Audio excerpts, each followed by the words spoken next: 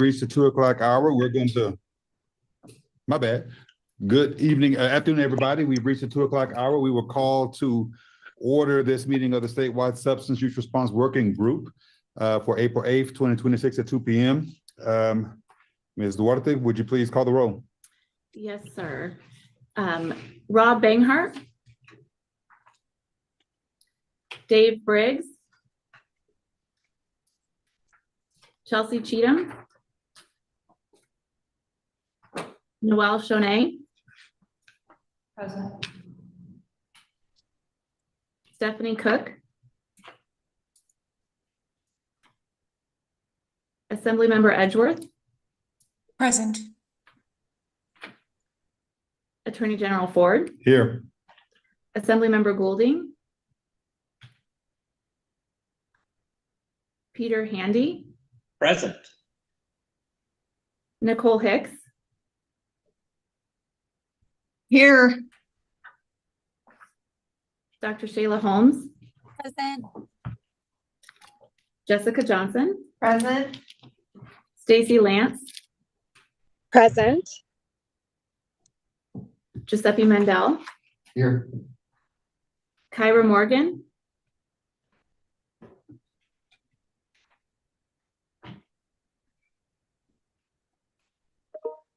Senator Dina Neal, Wendy Nelson, Present. Rosa O'Bannon, Present.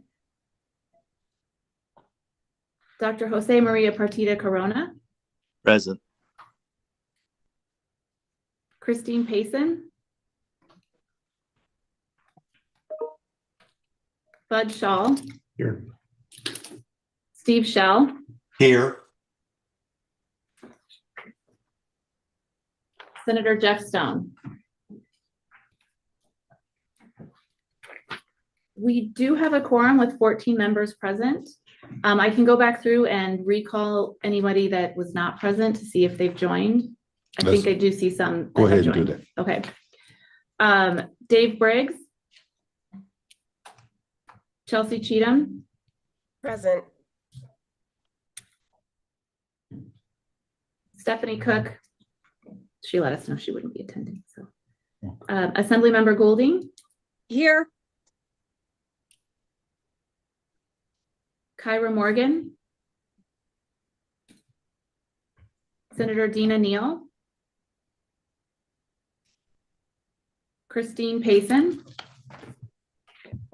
Crystal, I'm sorry, just a note that it looks like Christina Payson came in as a participant. I'm trying to elevate her, but let me mark her allowed to talk to see if she can reply on roll call. So if you want to I see. try once again for Christine. Hi, Ms. Payson, we're doing roll. Sorry about that. Yes, I'm here. Great. And Senator Jeff Stone. I believe we now have 16 members present. Very good. Well, again, good afternoon, everybody. Great to see you. If a member must depart a meeting prior to the adjournment for any reason, formally announce that for us, please, so that the record can reflect that and we can ensure accurate minutes in accordance with the open meetings law. General Ford. Yes. Just a note on roll. I do see that Senator Neal has joined us now as Okay. well. Hey, Senator Neal. Senator Neal is our newest member of the SURG committee appointed by the majority leader. Welcome to the committee. All right, we'll move on to agenda item number 2, public comment.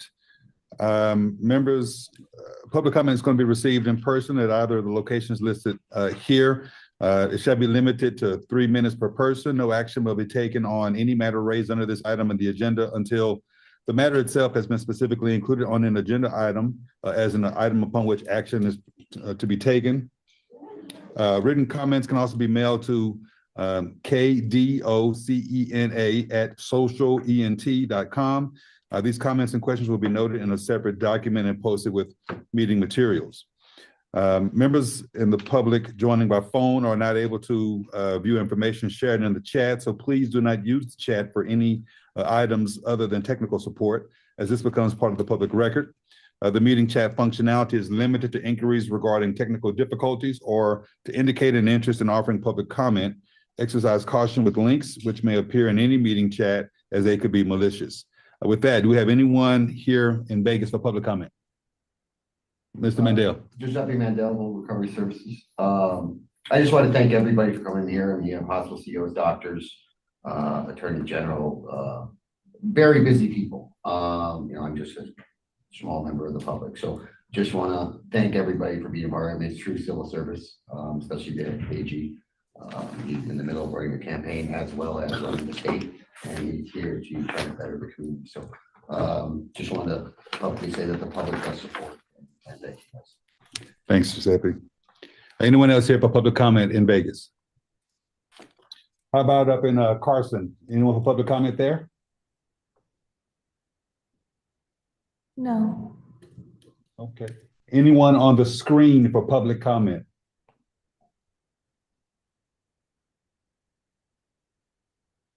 You see I do anybody? not see any hands. And any phone calls or written public comment we've received? No, sir. All right, hearing and seeing none, then we'll move on to agenda item number 3, which is a review and approval of our minutes from our January 14th, 2026 SURG meeting. The meeting minutes will be updated to include a meeting location of virtual via Zoom and via Zoom. This and future meeting minutes will not include the Zoom meeting ID.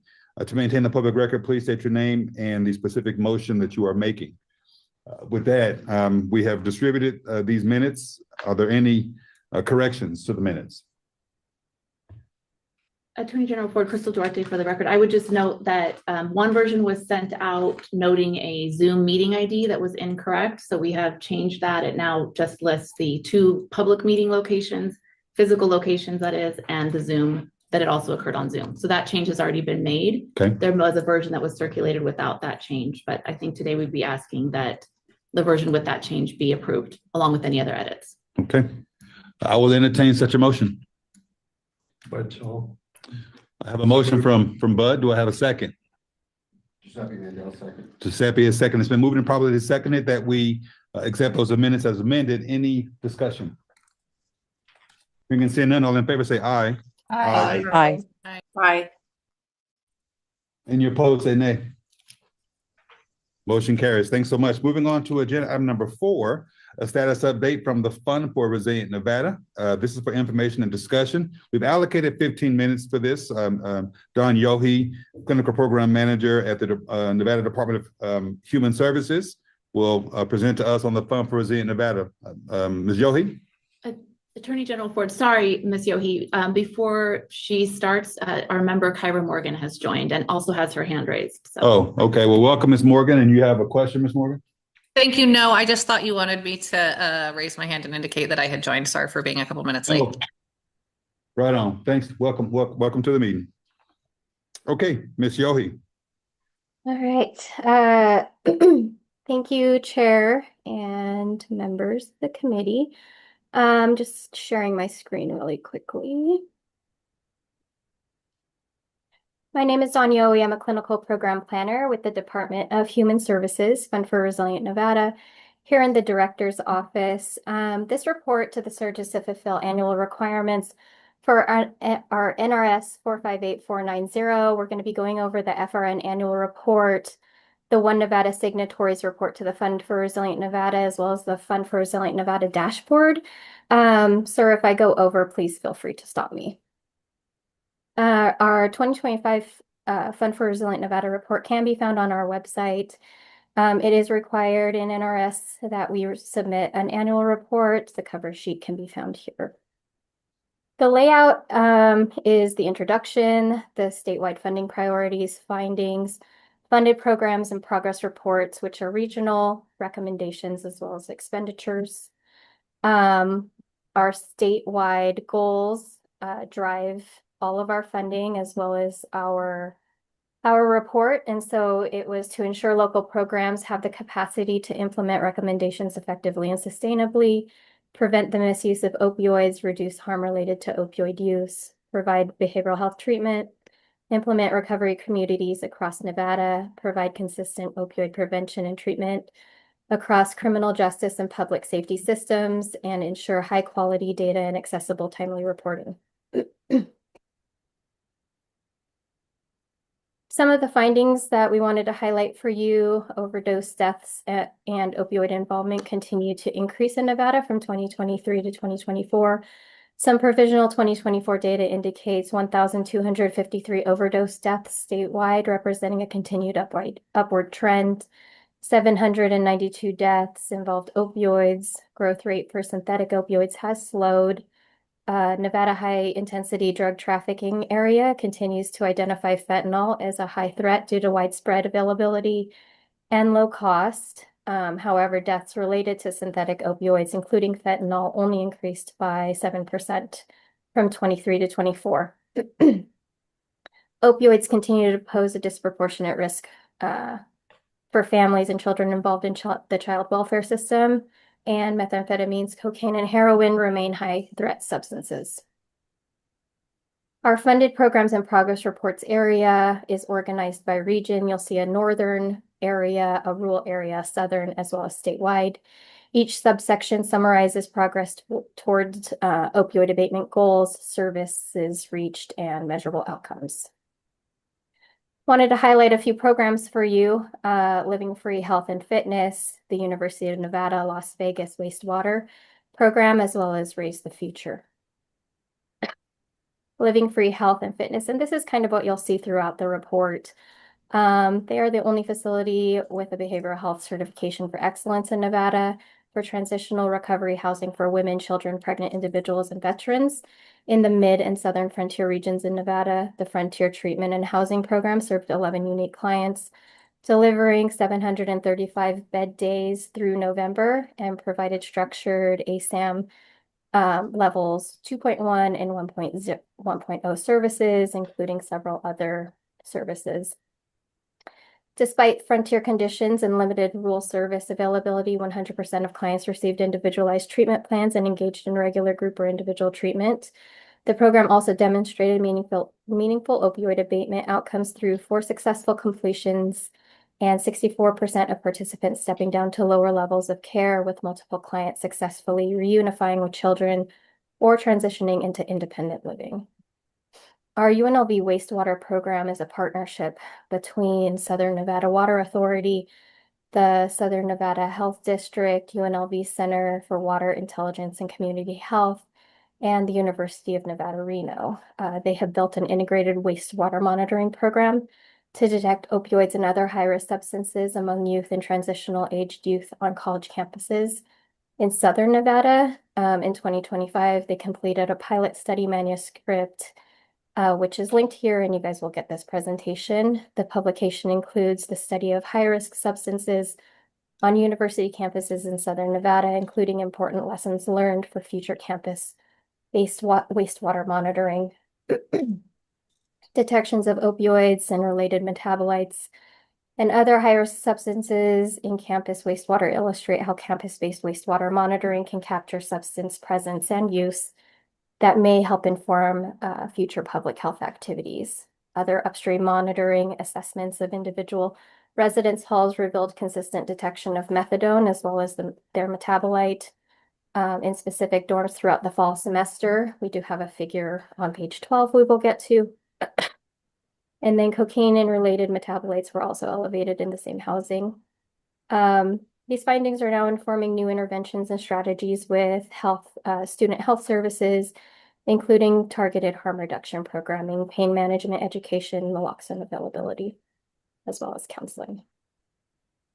Results are shared with the local health department, the city's mobile crisis intervention team, and the university's student wellness team, creating a direct pipeline for wastewater signal to student-facing public health response. They are developing a new dashboard in order to provide an interactive visualization of the drug analyte concentrations across monitoring sites and time points. So also new efforts are being developed to deploy and monitor additional substances which have not been detected in dormitories as of yet. This program is in year 2 and expanding to additional Nevada University campuses, incorporating composite sampling and broadening the analyte panel to address emerging threats in drug supply. This program also aims to extend wastewater-based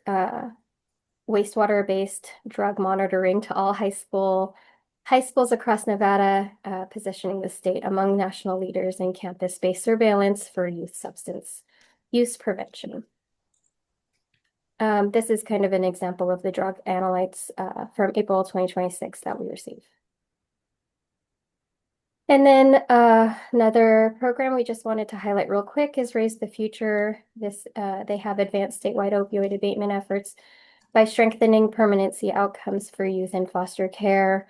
Through the Wendy's Wonderful Kids intensive recruitment model program, they've delivered specialized permanency services to 183 children, including 96 youth with documented parental or environmental exposure to substances or opioids.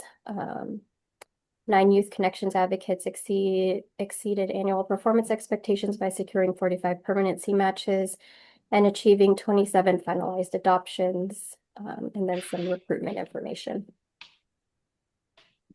The recommendations in the report are to maintain our current funding strategies and or decreasing funding efforts based on some sustainability or changes in need.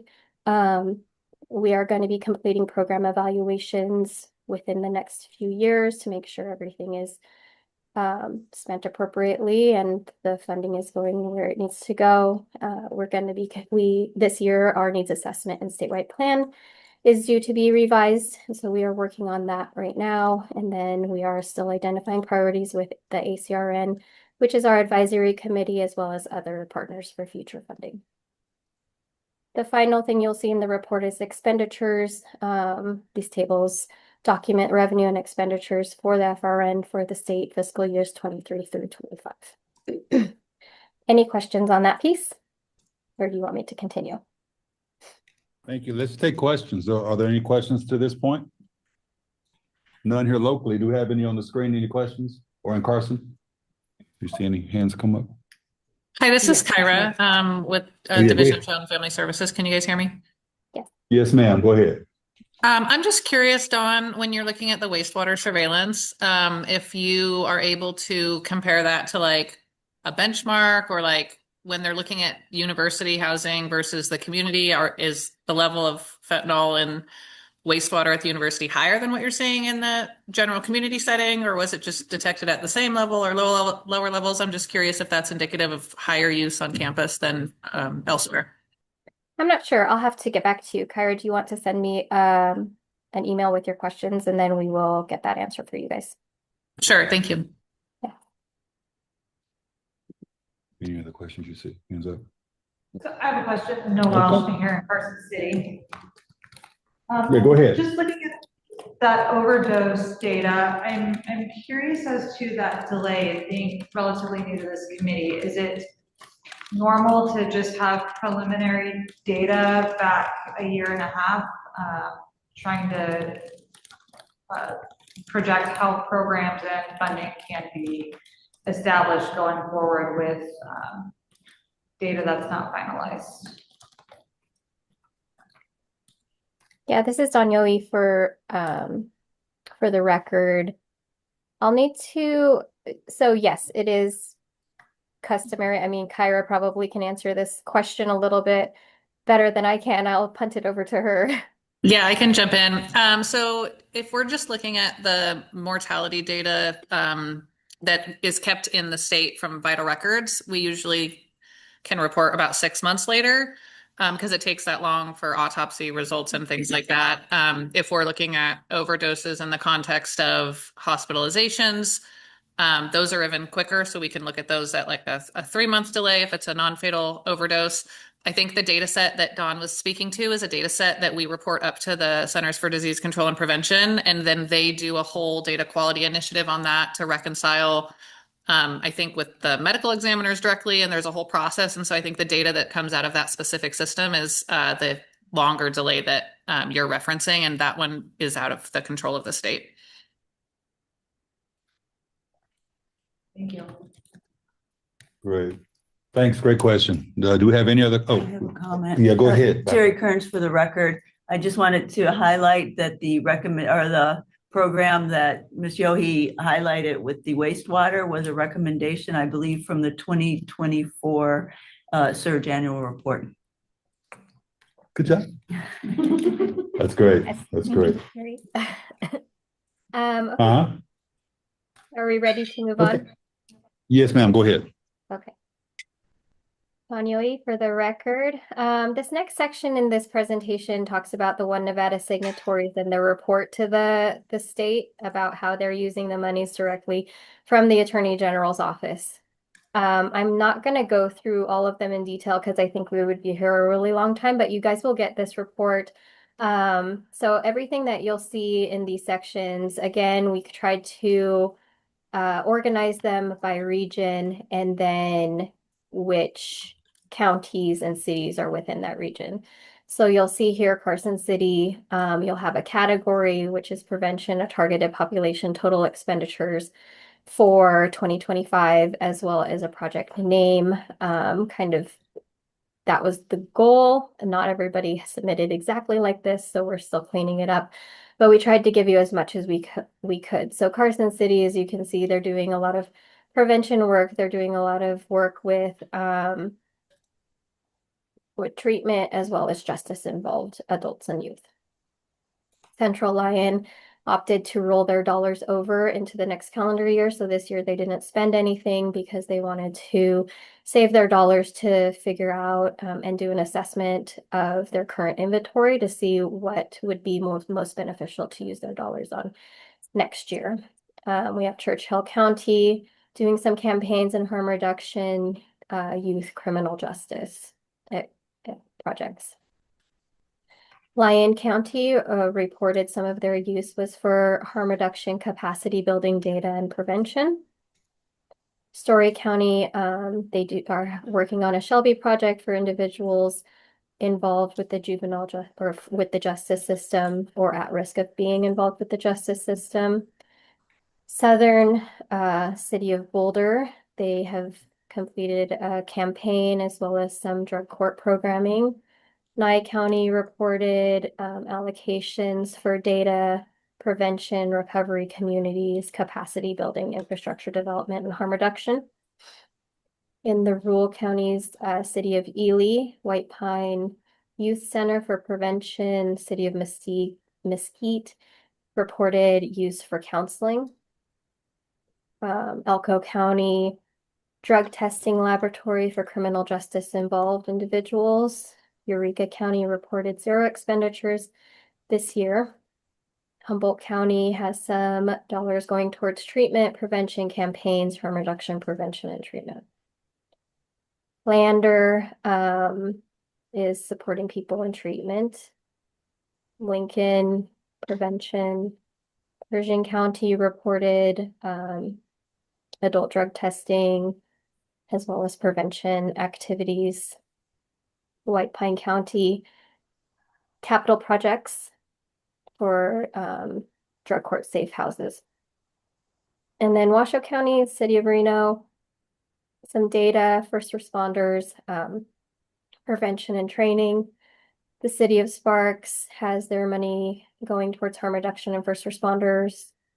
Washoe County has a lot of projects, so they are a few more slides, but they have capacity building, criminal justice. Some of their projects are closing, drug and alcohol testing, veterans programs, felony DUI courts. Washoe, I think, added more than just what they are receiving in the opioid dollars directly from the AG's office, but these are some of their additional projects, including drug courts. Clark County, City of Henderson campaigns, they hit it hard with fentanyl training as well as research for MOUD. City of Las Vegas, harm reduction, criminal justice.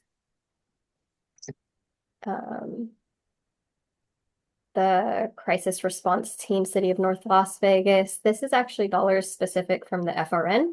They reported $0 that they are using directly from the AG's office. These are dollars from the state to be able to support their crisis response team in North Las Vegas.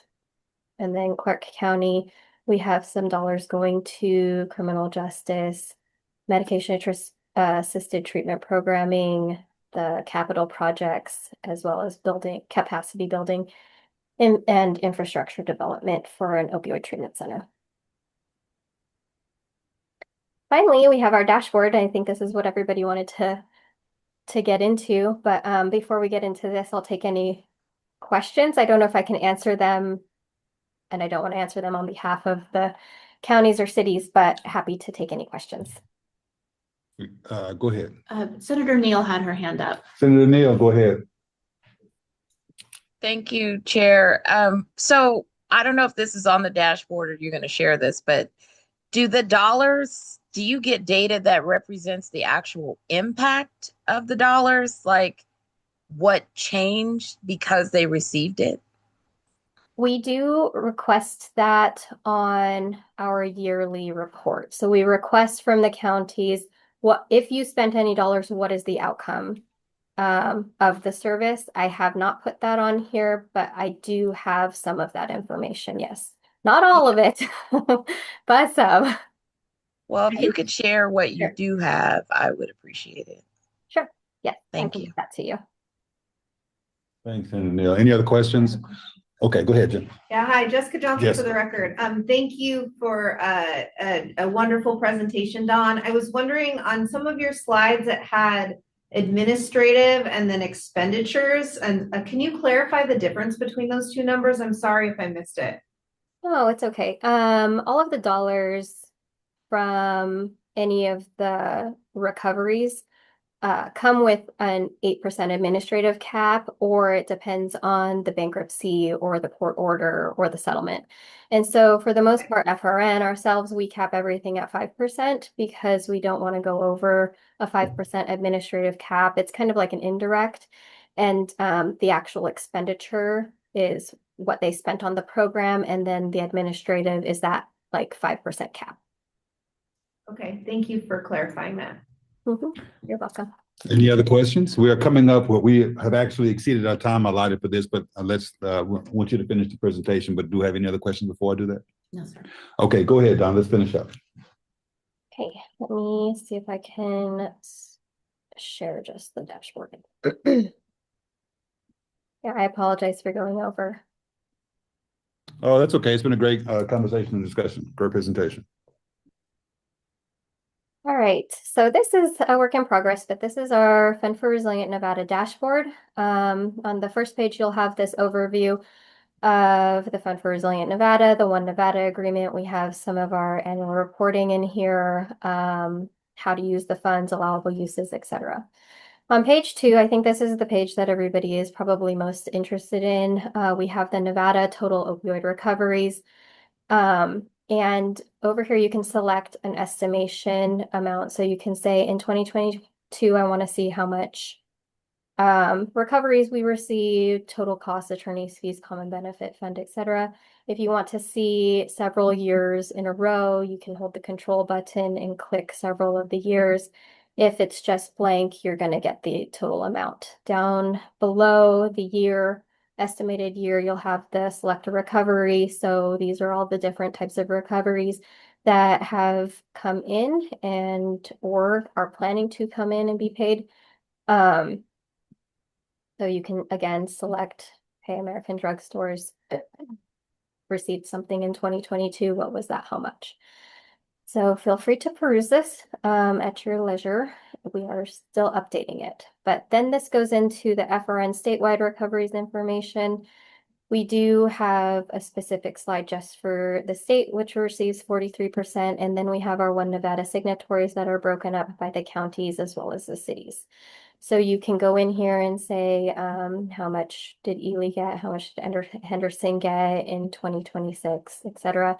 We are trying to do some sort of a back end where the report that I just shared with you will kind of go into here so that it's clear what everybody's spending their dollars on. So when you click on Henderson, you can see all of the information instead of having it piecemeal together. But again, work in progress. But that is our hope, is it will all be on here and be transparent.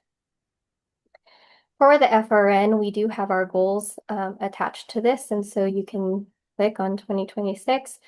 Who do we want to see? Okay, well, we're funding The Board of Regents, there's a vendor description here of exactly what that is. This particular one happens to be the Las Vegas Department of Psychology and Children's Behavioral Health, how much they were awarded for this particular award, dollars spent to date, and then the balance. This is exactly what our contract looks like with them of how much in the total. And then same thing with the rest of the goals.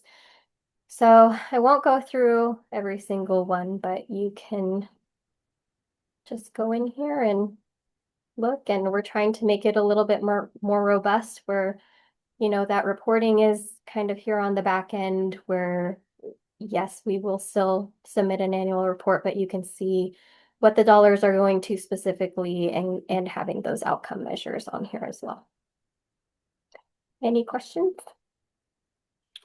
Well, from my perspective, that's really great. Good work on this. I do like the transparency and the ability to see how much has already been received and allocated. So good work on that. Any questions go ahead, Jessica. Yeah, hi, thanks. Jessica Johnson for the record. Don, you highlighted in the first part of your presentation that your team is undergoing the follow-up needs assessment. Your timeline plan is to complete by the end of this calendar year or fiscal year. I was just wondering if you could walk us through kind of the next steps and the ACRN's goals. Yeah, the needs assessment is due in this summer. And so right now we have Heather Kerwin, who's our epidemiologist, going out. And we have a survey that's about to go out. And so if everybody can fill out the survey and identify some of like what you think our needs are, what you think our priorities should be, what you're seeing in your communities, and share that. I can send the link to this group for sure, or have Heather send it to this group. And then that way we can take that information to figure out, that's part of our community-based participatory research. And so she's talking to community leaders as well as individuals who have been impacted by substances and opioid use, and to really trying to drill down in all of the communities to figure out what is going on and what everybody thinks are important measures that we need to include in the needs assessment. Based on that needs assessment, then the plan will be completed by December of this year. Thank you. Dawn, just an update, Terry Kearns for the record. The link has been sent from Heather to us already, so all of the SURG members will be receiving an email with that link from SEI. Great, thank you. Yes, if everybody could fill it out, the more information we get, the better. Questions online on the screen?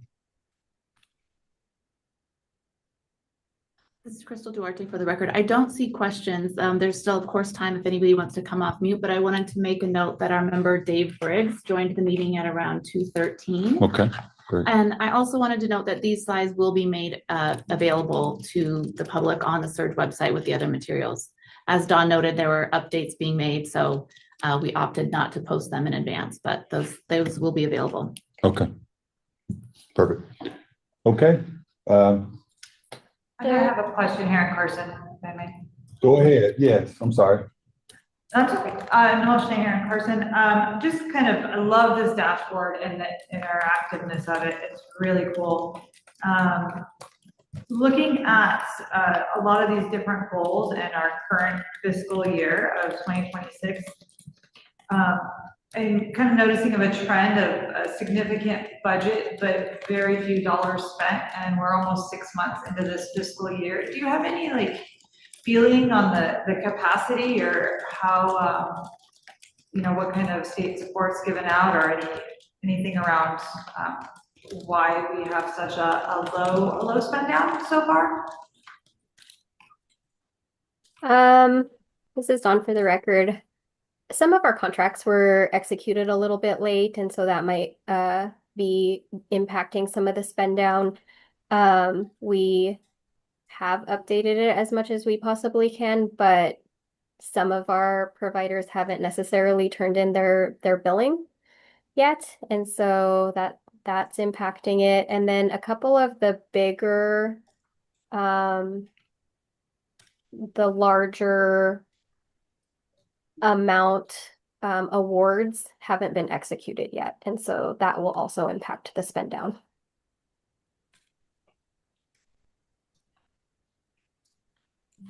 Thank you. Any follow-up questions? Are you good on that, Carson City? Yes, thank you very much. Very good. Well, thanks, Don. Back to you. Do you have anything further to add? No, thank you so much Dawn, for you your said- time. Okay. I appreciate it. And if anybody has any additional questions, feel free to reach out. Wonderful. Thanks so much, Don. Appreciate you joining us today. Okay, moving on to agenda item number 5, a presentation on our state budgeting process. Likewise, for information and discussion, we've allocated 15 minutes for this as well. Ms. Hadwick, Deputy Director of Fiscal Services at Department of Human Services, will have the mic. Mic's yours, ma'am. Hi, everyone. Thank you for the opportunity to present to you all today. I have a presentation to you today on the Fund for a Healthy Nevada and the budgeting process specific to that, and just an overview of our Fund for a Healthy Nevada. Next slide, please. So this fund is overseen by the Department of Human Services Director's Office. Much of the funding is allocated to Division of Public and Behavioral Health, ADSD, and some of it is within our grants management unit at the Director's Office. So this fund supports programs that improve residents' health and well-being. Statutory authority is in NRS 439.620 to 439.630. Revenue is generated by Nevada's share of the Tobacco Master Settlement Agreement, or the MSA, and 60% of those tobacco settlement funds are directed into the FHN. That goes to the Treasurer's Office, to their budget account, and that is funded out to the various divisions for the Department of Human Services. The revenue has declined each year, leading to reductions in funded programs. So I did want to talk about that a little bit. It's not in the slides, but just wanted to mention a few key points there. So we received the MSA projections for the current fiscal year from the State Treasurer's Office in August of each year. The revenue is not actually received until April of each year. So for budgeting purposes, we historically based revenue projections on a 3-year average. However, during the 2025 session, we started working with the State Treasurer's Office, and we discovered that the revenue projections for 26 and 27 were decreasing significantly. So that resulted in 12% cuts in each year of the biennium. Revenue is continuing to decline. Our current projections show a cumulative decline of more than 31% from FY24 to FY29. So we do have those projections from the State Treasurer's Office for our current budget build of 28-29, and again showing a cumulative decline from FY24 of 31%, over 31%. I do want to note that we do keep a reserve balance in this account to equal to the next year's projected revenue for cash flow purposes, since again the revenue does not come in until April of each year. So that does impact the amount of funds that we have available to fund the required programs. Lastly, our admin expenses are capped at 2% for the State Treasurer's Office and then 5% for the Department of Human Services. Next slide. Funding recommendations. So Nevada conducts a statewide community needs assessment every 2 years. These assessments identify the most urgent health issues across the state. And then those funding decisions are then guided by those findings and overseen by advisory groups like the Grants Management Advisory Committee, or GMAC. DHS is currently working on our needs assessment for this fund to guide our funding decisions for FY28 and 29. That will be completed by June 30th of this year.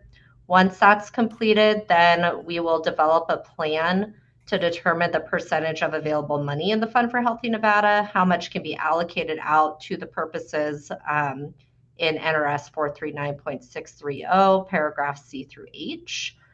So by June 30th of this year, like I said, we'll have that needs assessment, and then we'll start making those funding decisions. Next slide. Just to give you an overview of the funded programs from the legislatively approved budget for 24-25 compared to the legislatively approved budget for 26 and 27, just a pie chart for each year showing the buckets that the money falls into. So these do align with the purposes set forth in NRS 439.630. It's section 1 and subsection C through H. So these are the programs that we're required to fund per NRS. So it includes wellness, disability services, senior RX and disability, senior independent living, assisted living, and then cessation. And then we do have our admin piece, again, capped at that 5% for DHS and 2% for Treasurer's Office. Next slide. This is just another view of those funded programs and the change from the 24-25 biennium to the 26-27 biennium. You'll notice a lot of decreases there. That is due to those funding cuts that happened during session. Because the revenue is continuing to decline, I do anticipate we'll have additional cuts in 28-29. However, we have not finished our assessment of 28-29 budget and what that looks like yet. And then the next slide, I believe, is just a continuation of that. So $3.5 million total cuts in between 24-25 and 26-27. Any questions? Thank you for the presentation. For people's knowledge, about 5 days ago, my office got a notification that our allocation this year from the Tobacco Master Settlement Agreement is about $32.7 million. We're getting a payment on the 15th and one on the 21st, and you'll be getting 60% of that, is what I understood you to say. And that's a decrease year over year, as I understand it. So to your point, I do believe you're correct that we'll see a decrease in expenditures for that particular reason. So with that said, any questions from anyone on this agenda item? None in Vegas. Do we have any in Carson? I do. Hearing none. Oh, I'm sorry. Go ahead. Senator Oh, Neal is yeah. online. Senator Neal, go ahead. I was coming to the online now. Go ahead. Oh, so I guess I'm wondering, what's the plan, right? So I know, right, as revenue chair, that tobacco money is pretty much going away because we are telling people not to smoke, right? It's just that simple. But all of those services that are in that pie, what's the plan, or is there to try to, I guess, fund those services? Is something being put forward? Are you guys trying to get in front of the interim finance committee? Are you trying to get in front of the health committee in order to present this budget and say, here's the sliding scale, here are, we're going to need $30 million in order to maintain these programs because we don't have another source of funding? Like, these are legit conversations that I think certainly need to at least be put on the table for 27 for debate. Yeah, no, Christina Hadwick, for the record, I think that's a great question. So for 26-27, we're funded through the budget and Fund for Healthy Nevada. For 28-29, those are the discussions that we need to have. The funding cuts happened during session in 2025, and so it was very quick. We had to make quick decisions to make 12% cuts each year across the board. This time we have a little bit more time to be thoughtful about it and get in front of those committees if we need to. As I mentioned, we do keep a reserve balance in our fund, and so we do show it going out 10 years or so to fund these programs. But again, it's being reduced each year. So if we need to sustain some of these at the higher levels, then it would be, another funding ask from another funding source. Okay. Well, I just wanted to bring it up, right? Because interim committees are happening now. And so each committee has a certain amount of BDRs. But it's for sure one of the things that, probably in health or some other committee, you definitely need to get in front of.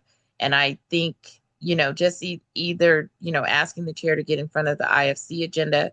So at least there's an awareness for the members that will probably be on both sides of the committees for finance, so that they're aware. Because sometimes you don't see it, right? The budget is massive and you're not recognizing that these are cuts that you're going to either have to replace or deal with, right? Yeah, thank you. Great points, Senator. Great points. All right. Thanks. Any other comments online that you can see? Or hands up? None that I can see, no. Okay, great. Thank you so much. Do you have anything further to add, Ms. Hadwick? I'm good. If anybody needs to contact me, my contact information is there. I'm happy to answer any further questions. We appreciate you joining us today. Thanks so much. Thank you. Okay. All right, we're going to give it a go for the next presentation, and after this one, we'll take a break. Presentation on peer certification. We've allocated 15 minutes for this one as well for information and discussion. Anne Elizabeth Norton, Program Director for the Center for the Application of Substance Abuse Technologies, is presenting. There you go. You have the mic, man. Thank you, sir. Thank you for welcoming me to the committee today. I am Anne Elizabeth. I'm the Project Director for the Nevada Certification Board. I joined this team a little under a year ago and have enjoyed stepping into the space, working with professionals. I'm passionate about workforce development. I see some familiar faces on here. I was previously the Executive Director for the Certified Prevention Coalition in Washoe County and am a Certified Prevention Specialist myself. This presentation is broad. It includes peer information, but also additional information about the Nevada Certification Board. As mentioned, I do work for the Center for Substance Abuse Technologies in the School of Public Health at the University of Nevada, Reno. And we staff and manage the Nevada Certification Board, which is its own 501c3 nonprofit with an independent board of directors. Go ahead and advance slides, please. You can advance again. I just said that. Thank you so much. I'm proud to be in the business of helping people who help people. The Nevada Certification Board provides community behavioral health professionals with certification, continuing education resources, and advocacy that validate their competencies to provide ethical, person-focused, and evidence-based services to meet the needs of vulnerable individuals in Nevada, which is why they're so relevant to this committee. Our credentials are considered community-based professionals, meaning that they live and work in the community, have shared lived experience with those they serve, and contribute to community-driven solutions. I'm just going to give you a quick 101 on these. I know many of you are already familiar with our certifications. Community health workers are frontline public health workers who are trusted members and have a close understanding of the community that they serve. This is a really important component of all of our professionals. These kinds of trusting relationships enable the CHW to serve as a liaison for individuals between services and the community and improve quality and cultural competency of service delivery. This credential is specifically called out in NRS 449 and NCB certified CHWs are Medicaid reimbursable. We also certify birth doulas. They're non-medical trained professional who provides education, emotional, practical, and physical support and guidance during pregnancy, labor, and delivery. These professionals are also Medicaid reimbursable as long as they hold NCB certification. Peer recovery support specialists, individuals with lived experience in recovery from substance use, problem gambling, mental health, or other co-occurring challenges. I want to emphasize this just a little bit. I think some folks in our communities have a misperception that it's only recovery from substance use. This is much broader, and so this field is really open to people who have lived experience in a variety of areas of mental health and behavioral health. These professionals use their experience to provide support and hope to individuals working through their own recovery. And something special about our peer credential is that it is affiliated with the International Credentialing and Reciprocity Consortium, and therefore they have reciprocity with other member boards across the United States. NCB holds the IC and RC membership for peers and prevention specialists, as there can only be one per state. Peers who hold NCB certification are Medicaid reimbursable. Peer recovery support specialist supervisors are those who support peer recovery support specialists and supervise them. It is also coming for an update on supervisors. This is also coming under the IC and RC umbrella that I mentioned in the previous point. Prevention specialists are addressing risk and protective factors to build resilient, healthy, and equitable communities. They do this through the public health model and sustainable change. They engage with all sectors of the community, which is, again, important for this committee to be aware of them and provide evidence-based prevention and evidence-informed practices. We also have a new and developing certification that's coming up. So I wanted to update you on that as well. It goes along with the peer family of certifications. It will be the Family Peer Support Specialist. This credential is a service that connects parents of children and youth with mental and behavioral health care needs, including those with co-occurring disorders, to other parents with lived experience. And the goal really of this certified professional is to decrease isolation, increase realization of importance of self-care for parents, increase the ability to work with and navigate feelings of self-efficacy, and then increase the acceptance and appreciation of a child's challenges. So really being able to provide support to one another. So we're really excited about that one as well. We also hold several endorsements, which are on the right hand of the screen, including peer recovery support, problem gambling, trauma-informed care, and then the newer CHW early childhood endorsement. Thank you for advancing this slide. You're right on track with me. Wanted to also mention some national affiliations. National affiliations really provide the authority to NCB to engage in credentialing work, and ensures that we continue to evolve certification to meet best practices and industry standards. I talked about the International Credentialing and Reciprocity Consortium. I'll start saying IC and RC because that is a mouthful, which sets the standards for peers and prevention specialists. NCB is the member board for these certifications, and membership allows NCB to receive national support, provide reciprocity to our other member boards, and remain robust and relevant in certification processes. The National Association of Community Health Workers, so talking a little bit about where CHW authority comes from, that group sets the C3 competencies, which provide the national standard to align our CHW certification to and support training providers in providing curriculum that supports the workforce in gaining employment. Our newest affiliation is the National Federation of Families. This will support alignment with national standards for family peer support specialists and supervisors. NCB has held authority as a certifying body for these community professionals in Nevada for almost 10 years, and continues to partner closely with Medicaid and HHS to engage in the development of certification.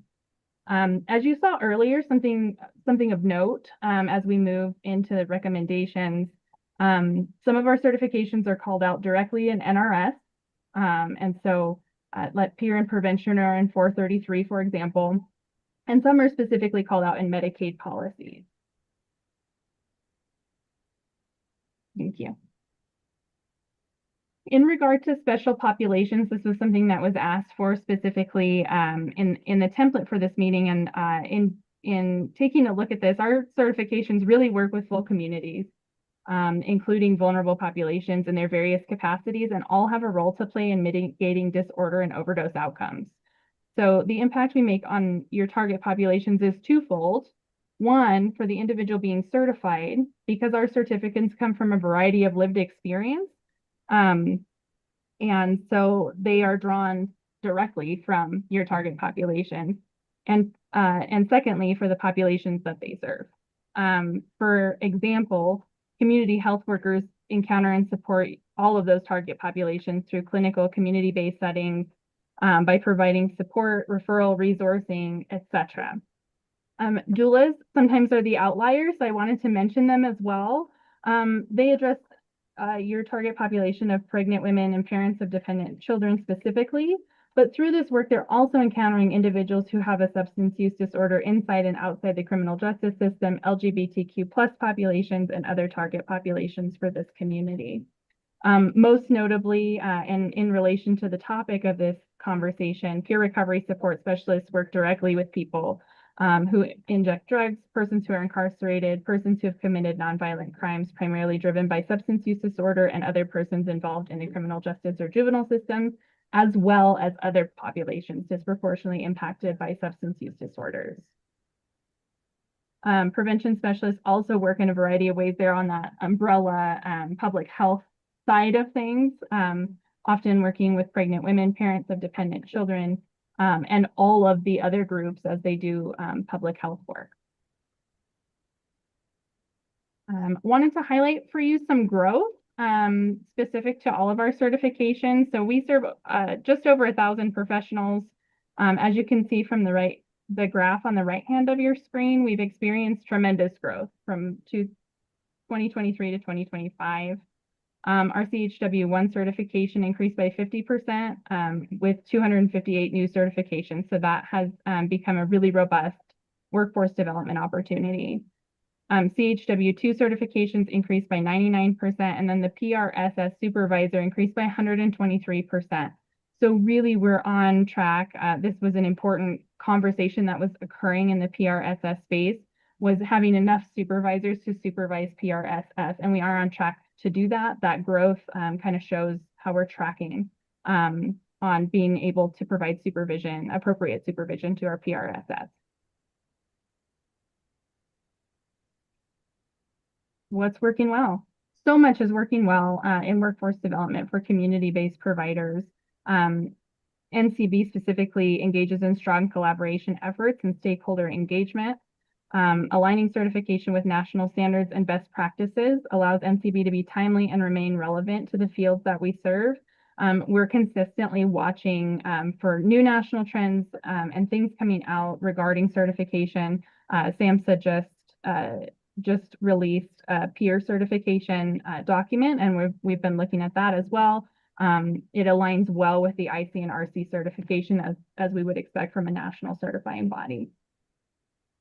When employers and systems support single community-based certifying bodies, this is part of that evidence-based practice, it creates clear, trusted standards, it makes hiring faster and more reliable, and it improves equity by recognizing those lived experience skills and aligns training with industry needs, making credentials portable across fields. And we see this a lot with our community professionals.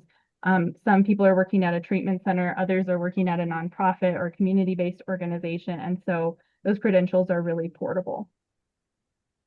Specialization for CHWs is something that I added to this as well. It's been in conversation, and NCB is really excited about what this could mean in the field, especially for peers and CHWs, because there's some overlap in the work that they're doing. And so figuring out how care navigation, as it's happening in so many spaces, and specialized training will increase workforce ability to retain employment and support their communities. Specializations aren't fully fleshed out yet. We're still in conversation with stakeholders, but this could include things like justice involved CHW, or duly certified people are also certified in both peer recovery support and as a CHW to expand their capacity. Could also include clinical and supervisory tracks in the future. So wanted to bring that to your attention. Nevada Certification Board follows member board best practices when it comes to investigating ethical violations. Wanted to throw that in here as well. It's an important component of the work that we do to protect public safety. The policies were reworked last year and will continue to be reviewed annually and adapt to upcoming ethical codes and challenges that we're seeing in the state. Go ahead and advance.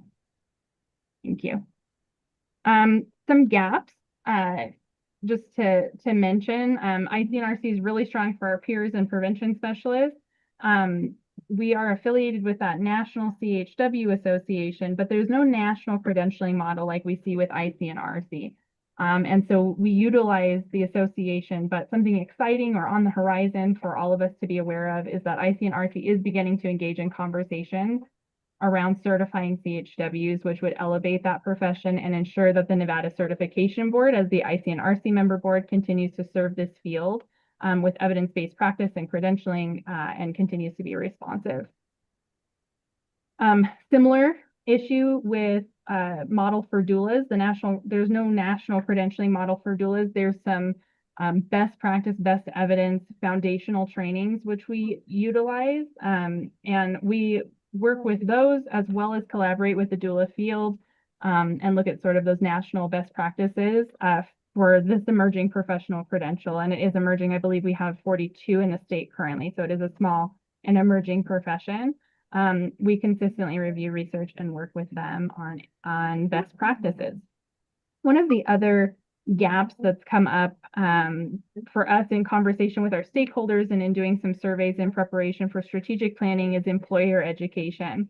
Some sometimes when these are put into NRS, there's a big push. Employers are educated, there's lots of buy-in, and then as turnover occurs within organizations, that buy-in decreases, or people just aren't aware of the return on investment for these professionals. And so employer education is something that we're looking at for all of our professionals, including our peer recovery support specialists.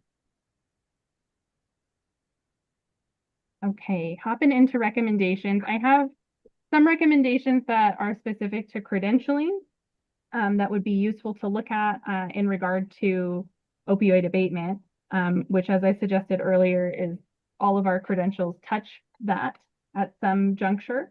And so ensuring the Nevada Certification Board as an independent nonprofit managed by CASAC continues to have the necessary authority and resourcing as a credentialing body for community-based professionals in Nevada.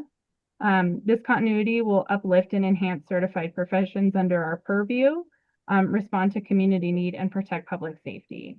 NCB is in NRS 433, as I mentioned earlier. We're also in Medicaid policy. So there's a couple of ways that we're embedded in systems, but strengthening the role of the credentialing body in our area of expertise, which is community providers, is important to empowering the individuals that we serve. The second bullet on the list, there has been quite a bit of conversation around peer workforce requirements to bill for Medicaid. They include prior conviction thresholds, and our recommendation here is that they're reviewed and compared to Medicaid policy across the nation. And so really taking a look at those, I don't have a specific recommendation for you here. It's just a suggestion to take a look and see where those barriers might be able to be reduced while making sure that public safety is top of mind. My third bullet here is in regards to prevention specialists. Prevention specialists were added to NRS 433 last session. Those in the prevention field and we as a board really recommend that additional language be added. Potentially to NAC may be the best place for it to define the role, supervision requirements, and embed those prevention specialists with supervision from certified prevention coalitions.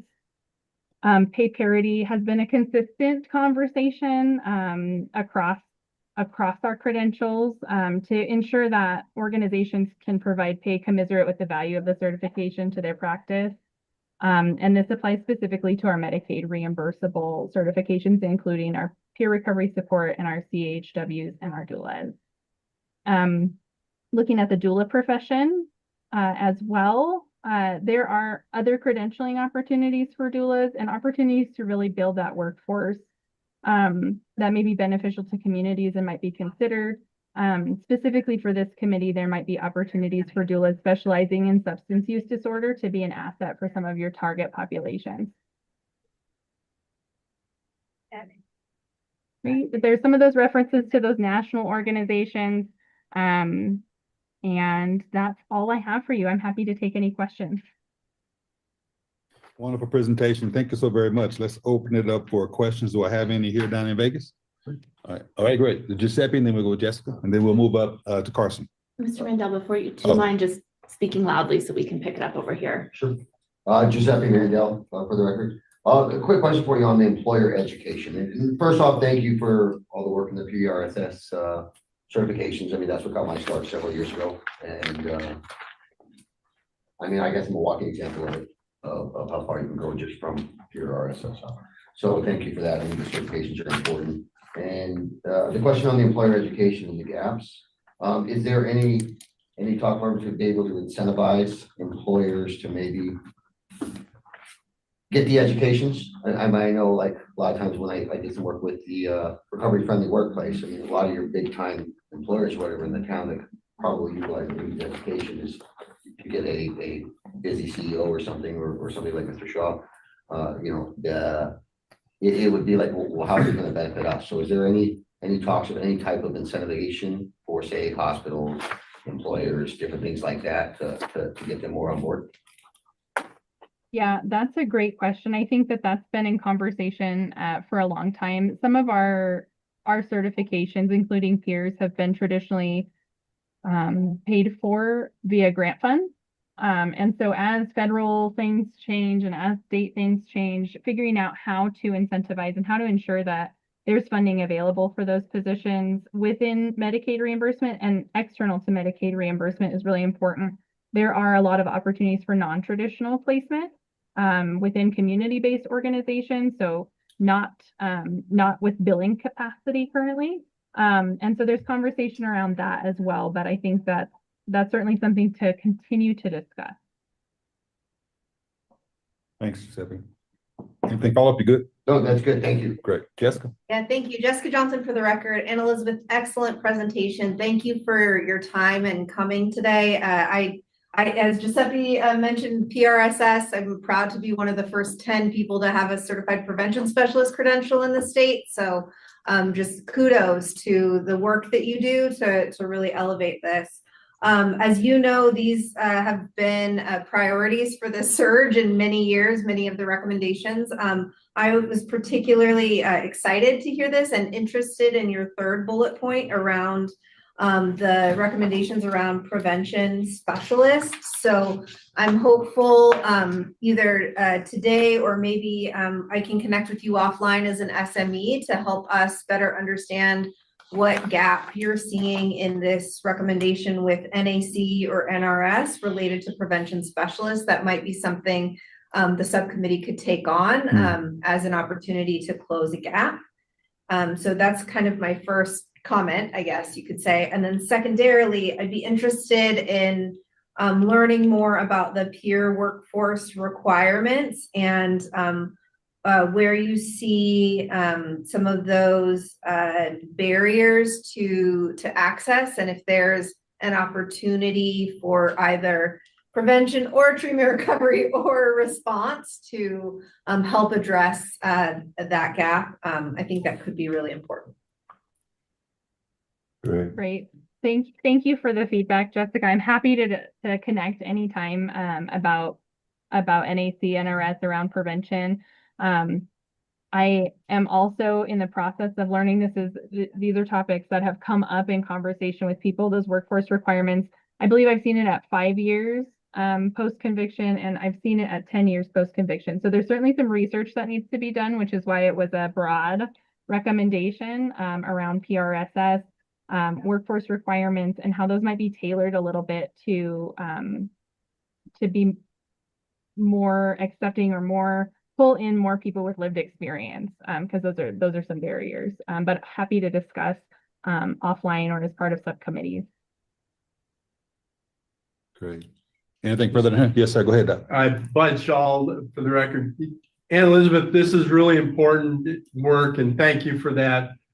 We at the UMC, particularly with the Crisis Stabilization Center, we utilize PRSS very extensively. And I think that work with really working on the modification of the prior work experience, prior convictions, and all of that is really important for you to continue to push on. That really will help us employ PRSs directly within the medical centers and other areas that would otherwise maybe prohibit bringing individuals in. So happy to work with you on any of that as you may need to. Well, I am confident, I won't speak for her, but I know at least one person on this screen, I won't say her name, Senator Neal, who is always interested in talking about criminal justice reform issues that can maybe address some issues that you've just described. So I wouldn't be surprised if she chimed in. No pressure, Senator Neal. But is there anybody else down here in Vegas? Anybody here in Vegas? All right, let's go to Carson. You have any comments or questions in Carson? No, thank you. Okay, great. On the screen, any questions, comments? Attorney General Ford, this is Crystal Duarte for the record. I would just note that our member Robert Banghart joined the meeting at I think 3:02. There is a member of the public with their hand raised. We have put in the chat that can be reserved for public comment period. Okay. Or your election to. This is Wendy Nelson for the record. I did want to just say kudos to Anna Elizabeth, and we have 8 people going through the PRSS right now, and we've had CHWs, and it has changed our workforce dramatically out here in our frontier area. And so this work is just vital, and I just wanted to say thank you so much. Thank you. I will ask the person from the public to wait until public comment, please. Reserve your question until that time period. Thanks so much. Are there any member comments or questions on this agenda item? You see any more hands come up? No, sir. Okay. Thank you so very much, Ms. Northam. Really appreciate the presentation. Grateful to you for showing up, and we look forward to working with you in the future. With that, before we move to agenda item number 7, we are going to take a quick break. By my calculation, we have about 80 minutes of agenda time left. I think that's exclusive of public comment. So why don't we take a 10-minute break right now? 3:20, please. Folks, come back at 3:20. Thanks so much. All right. We're going to go ahead and get started back, everybody. Hope you're there. We've reached the 3:20 hour. I want to be respectful of your time. We are now on agenda item number 7, a review and a discussion of preliminary recommendations from subcommittees. This information discussion as well, we've allocated 45 minutes for this. We may or may not take that much time. So let's see. Ms. Johnson, Chair of Prevention and Harm Reduction, followed by Steve Shell, and then Dr. Kearns. Ms. Johnson, you have the mic. Wonderful. Thank you so much, Attorney General Ford and committee members. Grateful to be here today and present on our 2 recommendations. I first wanted to start with expression of gratitude. Prevention subcommittees received several new members, and it's been an awesome new energy from that group. Lots of good ideas and excellent discussion. So a huge thank you to my fellow subcommittee members for jumping in and getting things started.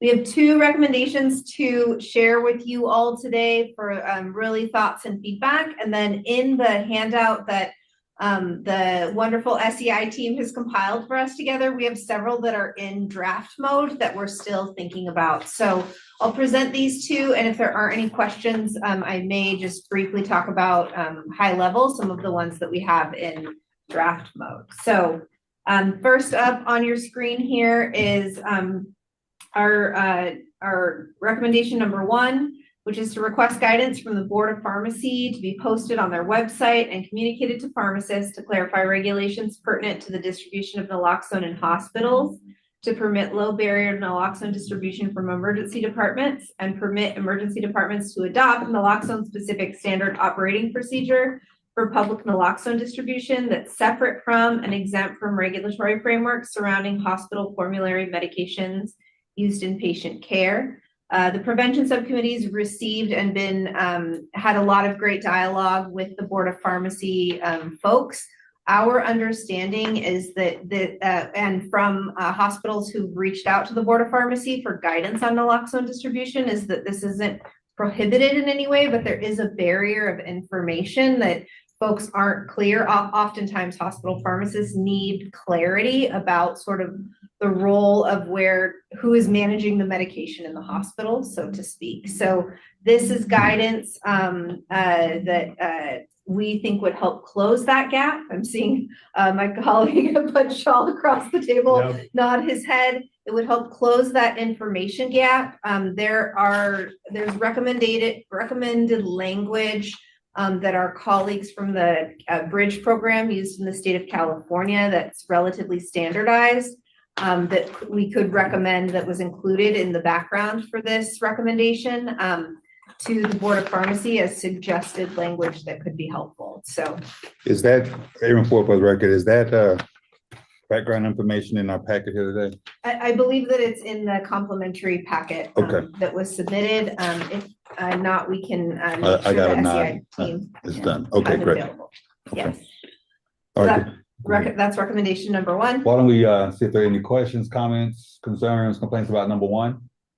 Anybody down here want to chime in? I saw Bud nodding your head. I guess I completely agree with the clarity. Bud Shaw, for the record, that would be very helpful, because pharmacists and just the regulatory environment that hospitals operate under, having that additional language and the that essentially protection of clarity will be very helpful and important for hospitals to really get comfortable with this.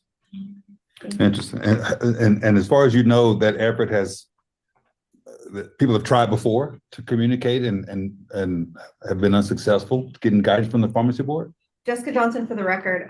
What we're told is when hospitals do reach out, so they have a great experience with the Nevada Board of Pharmacy, kind of in those one-on-one conversations. And there's been requests from folks who are working to expand naloxone access through hospital systems, really an evidence-based process that we've seen reduce overdose deaths in many states. For that guidance to be something they can reference rather than have to kind of reach out and Do set the up a time one-offs. to talk. And it's naloxone specific. That's all we want to talk about naloxone right now. Correct. Yeah. Okay. Go ahead. I'm sorry. No, thank you. Any other questions? Yeah. Any other questions from anybody? Carson on screen. You see our hand come up? I don't see any hands, no. Okay. Go ahead, Jessica. All right, thank you. And other prevention subcommittee members, feel free and raise your hand and chime in as well. Jessica Johnson for the record. I'm going to present the second recommendation. This is a recommendation that was elevated from our 2024 report that we received a presentation on at our March meeting. So this would create a bill draft request to set aside cannabis wholesale tax to be distributed using a local lead agencies model to reach the $2 per capita, a recommended funding goal from the Nevada Tobacco Control and Smoke-Free Coalition and subject matter experts. In the context of this recommendation, data were presented around youth cannabis use and that impacts specifically around vaping. So we received a really robust presentation from the Nevada Tobacco Control and Smoke-Free Coalition with lots of different recommendations about what's happening around youth substance use, particularly around cannabis, but also around nicotine and utilization of vapes or electronic cigarettes. So this is what the committee's prepared so far today, and there are a few other recommendations that we're still workshopping around this. Okay. Comments, questions? All right, great. Thanks, Jessica. Anything else? Thank you, Jessica Johnson for the record. I just wanted to highlight in the larger report that SEI put together, we're still workshopping several recommendations. Opportunity to just highlight really quickly a funding recommendation around doubling prevention dollars for the state that would be focused on prevention programming for people age 0 to 24. A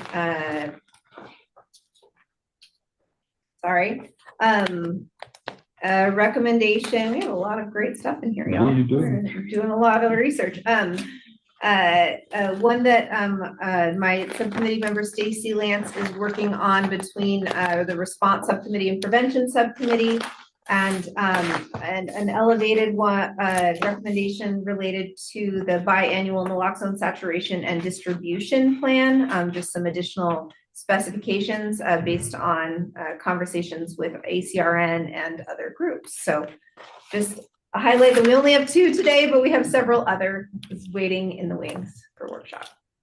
Nice. Okay. Happy to take any additional questions if there are any.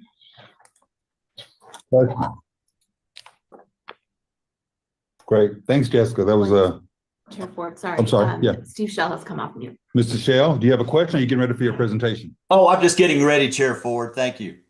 All right. I figured as much. Well, I'm going to go ahead and tender it to you then, Mr. Shell. Let's go over your recommendations.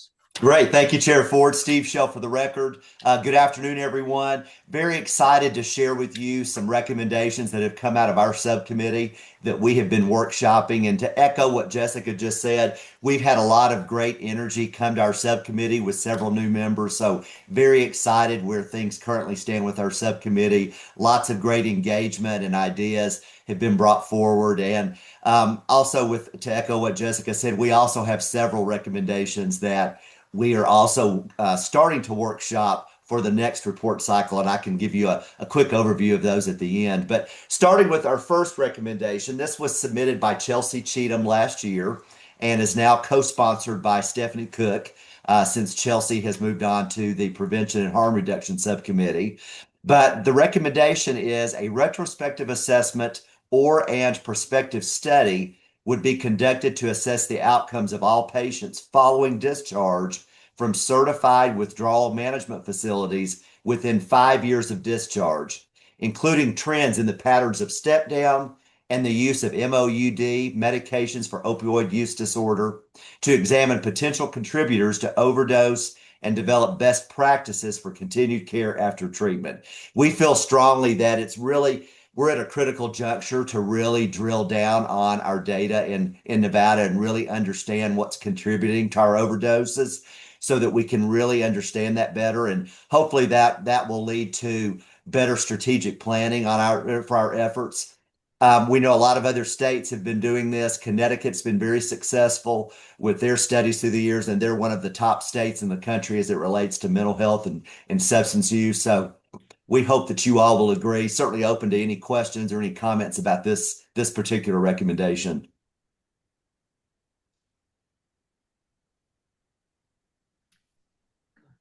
Go ahead. Jessica Johnson for the record.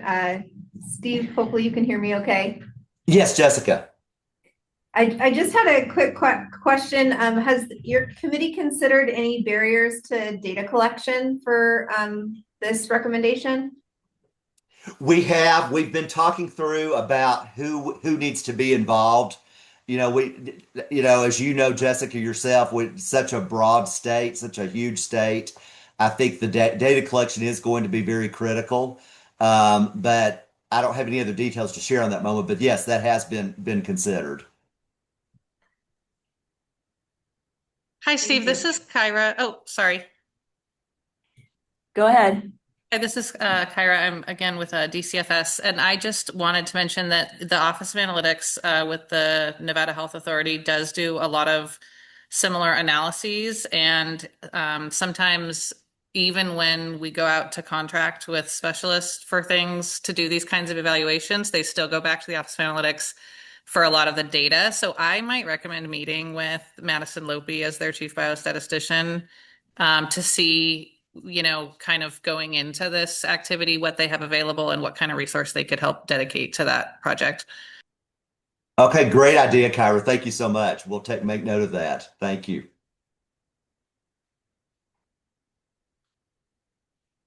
Anything else regarding this recommendation? Yeah, Steve, I was just going to say Chair Ford had to step out for a minute, so he said, please continue. Okay, thank you, Dr. Kearns. Okay, so if there isn't any further discussion on this recommendation, we can move on to our second recommendation. This is one that I submitted last year, and Dr. Perdita Corona has added to the recommendation in a great way. And so we've combined our two recommendations into this one that I will read. Our recommendation is recommend to the Nevada Department of Human Services that they incentivize the implementation of cohesive addiction consult services.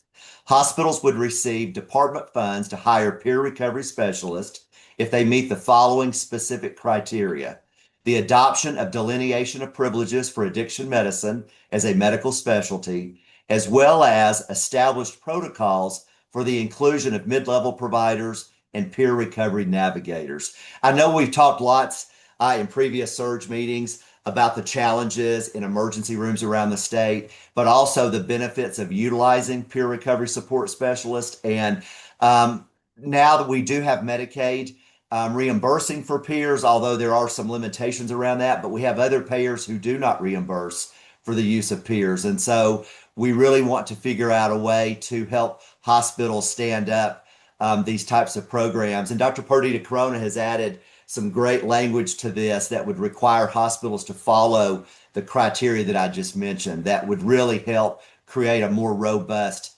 addiction consult service all around. And I'm not sure if Dr. Perdita Corona may want to add any to that, but we feel that this is a strong recommendation for everyone to consider. Steve, this is Dr. Perdita Corona. For the record, one thing that I would like to add to this that I believe Jamie pointed out at subcommittee as a recommendation, but which I think we really should consider, is adding language to not just include peer recovery navigators, but community health workers as well. Yeah, but other than that, that's all I have to say on that. Thank you, Dr. Pardita Corona. I think that's excellent. And we can certainly take that up at our next subcommittee meeting before we bring these back to the full surge again in June. But that's an excellent idea. Thank you. Any questions or comments regarding our second recommendation? Vice Chair Shell, Jessica Johnson has a question. Yes, Jessica. Hi, thanks. Jessica Johnson for the record. This is really exciting and a recommendation, again, I think really fills a gap in the consideration of CHWs, just thinking about opportunities to expand workforce across the state. I'm wondering if you or Dr. Pardita Corona have thought about any of that supervision training that Anne Elizabeth presented on earlier, and thinking through if that is kind of included in the training for, the criteria for these hospitals in the training and ensuring support. Thanks. Yeah, excellent point, Jessica. We have had some discussion around that. I know from my own personal experience of using peers in an emergency room in Northern Nevada, I think the supervision piece is very critical. And we could certainly take note of that and figure out if there's a way we could amend our language when we meet again in May. But I appreciate you bringing that up. I think the supervision piece is also critical to this. Thank you. Any other questions or comments regarding this recommendation? Okay, moving on to our third recommendation. This was submitted by Chelsea Cheatham last year before she moved on to the the Prevention and Harm Reduction Subcommittee, and it is now co-sponsored by our subcommittee member, Giuseppe Mandel. And I will read it as follows. Recommend that state funding be increased for contingency management to be used to support people in recovery through rewards for reaching their recovery goals. And I'm not sure if Giuseppe would like to add anything to this. I just wanted to say that this is an evidence-based model that a lot of states have in practice, and we feel that this could, certainly help our efforts in Nevada. So I'm not sure if Giuseppe, you'd like to add any to this? Giuseppe Mandel for the record. And just keep in mind with recommendation the champion, this is in regards to state laws when it comes to reimbursement with clients or patients while they're in treatment or not. It is under all the standards of what the law allocates and no cash value or anything like that. Thank you, Giuseppe. Do we have any questions or comments regarding this recommendation?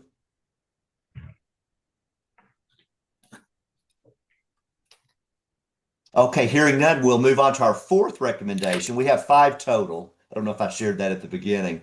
But our fourth recommendation was submitted by Dr. Pardita Corona. We're very excited that he submitted this one. It is the elimination of prior authorizations needed for starting medication-assisted therapy with buprenorphine and buprenorphine products of all types for opioid use disorder. This would apply to all payers, including Medicaid managed care organizations. And I think a lot of us know that prior authorizations for various services have, been a longstanding issue around the country. So we really appreciated Dr. Pardita Corona bringing this one forward. And Dr. Pardita Corona, I don't know if you want to add anything further to this one.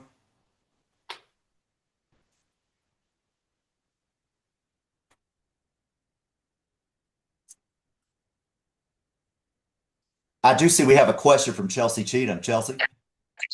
Hi, sorry, I did not have a question. I actually just wanted to announce that I am going to have to depart the meeting early. Thank you, Chelsea. Thank you. Bye. And I think Dr. Pardita Corona may have frozen on my screen. So I'm not sure if anyone else has any other questions or comments regarding this recommendation. I do. Aaron Ford for the record. Sorry. Yes, Chair Ford. No, go ahead. I'll submit to whomever else was speaking. Go ahead. It's Noel in Carson City. If you'd like to continue, I can follow. Okay. I just wanted to know, are there other states that have already eliminated prior authorization for medicated assisted therapy for those 2 drugs there that I can't pronounce? There are, Chair Ford, and I'll defer to Dr. Pardita Corona on that so that I don't misspeak, but I know there are other states who have adopted this.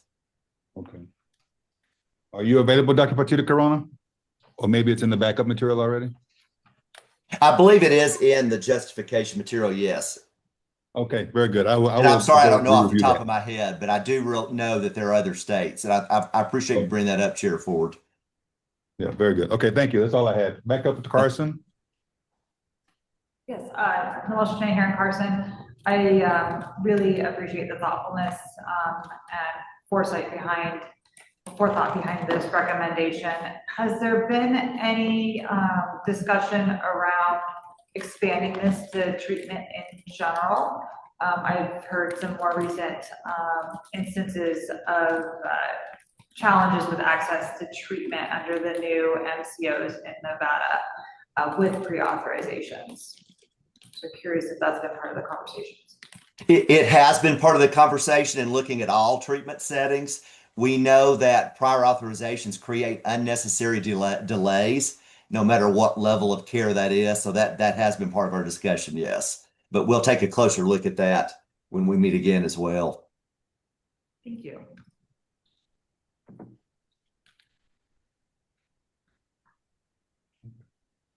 Any other questions Continue, regarding Vice this Chair. recommendation? No. I'll pick up when you're done. Okay. Thank you, Chair Ford. Moving on to our fifth recommendation.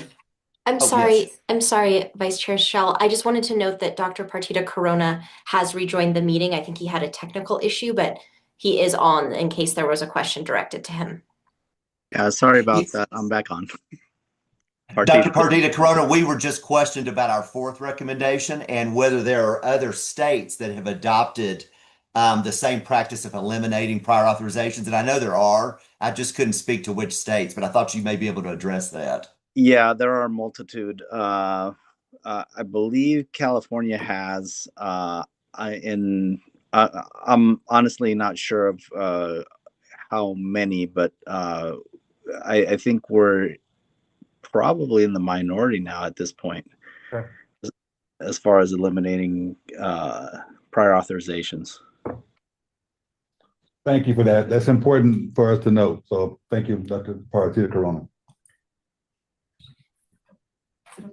Yeah. Right. And then moving on to our fifth and last recommendation for this current report cycle. This was also submitted by Dr. Pardita Corona, and this is to recommend that insurers and payers not impose dosage limitations for buprenorphine when used for MOUD or medications for opioid use disorder. This is also something that we're seeing in other states as well. And Dr. Pardita Corona, you may certainly want to add more to this than I can share. In short, this is Dr. Partita Corona for the record. In short, the reason that I wrote this recommendation was because I think, unfortunately, when it comes to addiction, there's always the question of stigmatization, correct? And so if you think about it, there aren't too many other situations where you see the state weighing in on the dosage of a medication. Yet for some reason, we have the imposition of people that are not licensed to practice medicine, I would assume, weighing in on how much of a medication should be given, and basically trumping the experience and the insight that the physician has in dealing with the patient. And it would be one thing if it was something innocuous, but when you're talking about underdosing someone that's seeking treatment for opioid use disorder, it oftentimes makes the difference between those people relapsing and not.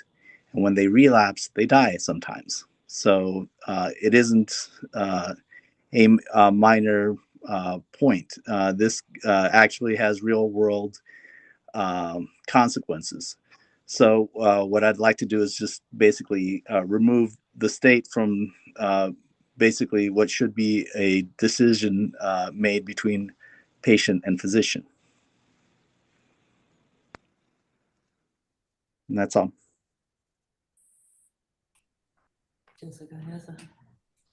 Go ahead, Yeah, Jessica. thank you. Thank you. Sorry, Vice Chair Shell, did you want to add anything? No, please go ahead, Jessica. Okay, thank you. Jessica Johnson for the record.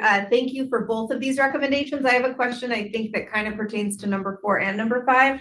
I was wondering if you could talk a little bit about the opportunity to close these gaps and the impact that that might have on treating people who are using fentanyl or have fentanyl use disorder, and how if there's any evidence or if other states have moved in this direction and are seeing impacts around treatment for folks.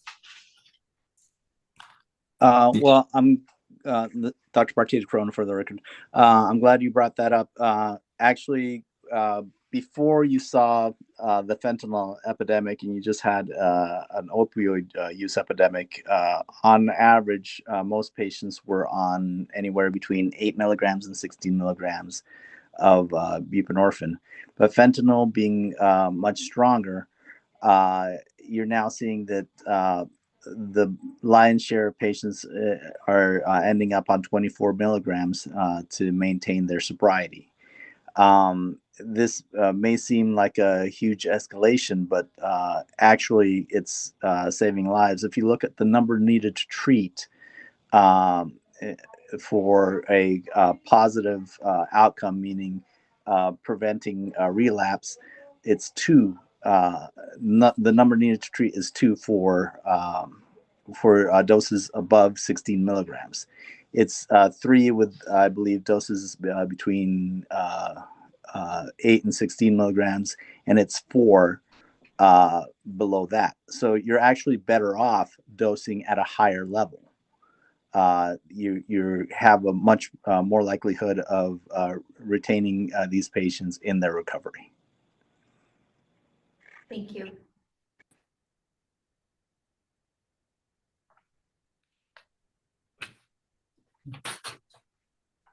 Mr. Shell, you want to finish us up on this agenda item? Yes, Chair Ford, if there's not anything else on recommendation 5, if I may, I'd like to share 5 additional recommendations that we have just started to workshop for the next report cycle, but I wanted to give a very high level overview, just a very brief overview, if I may. Our recommendation number 6 that we're calling it is when medication assisted treatment is initiated in detox, we recommend continuance of medication assisted treatment for the duration of detox, inpatient treatment, intensive outpatient programming, and for 1 year from time of initiation. This is a recommendation submitted by Dr. Perdita Corona that we have just started to workshop. But it has been common practice that most patients are taken off of those medications after detox, and studies have shown that if patients can stay on that treatment regime for at least 1 year, it leads to better outcomes. So that's a recommendation that we've just started to workshop. Number 7 is also submitted by Dr. Perdita Corona.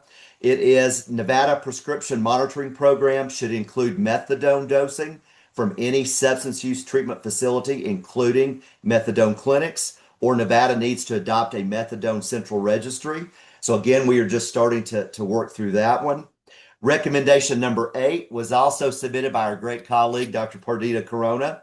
This one is regarding hospitals. Hospital ER should have a daily call schedule for outpatient follow-up regarding substance use disorders, just like what currently exists for primary care. This list can be derived from a variety of sources in Nevada in collaboration, which will produce a master list to the hospitals throughout the state.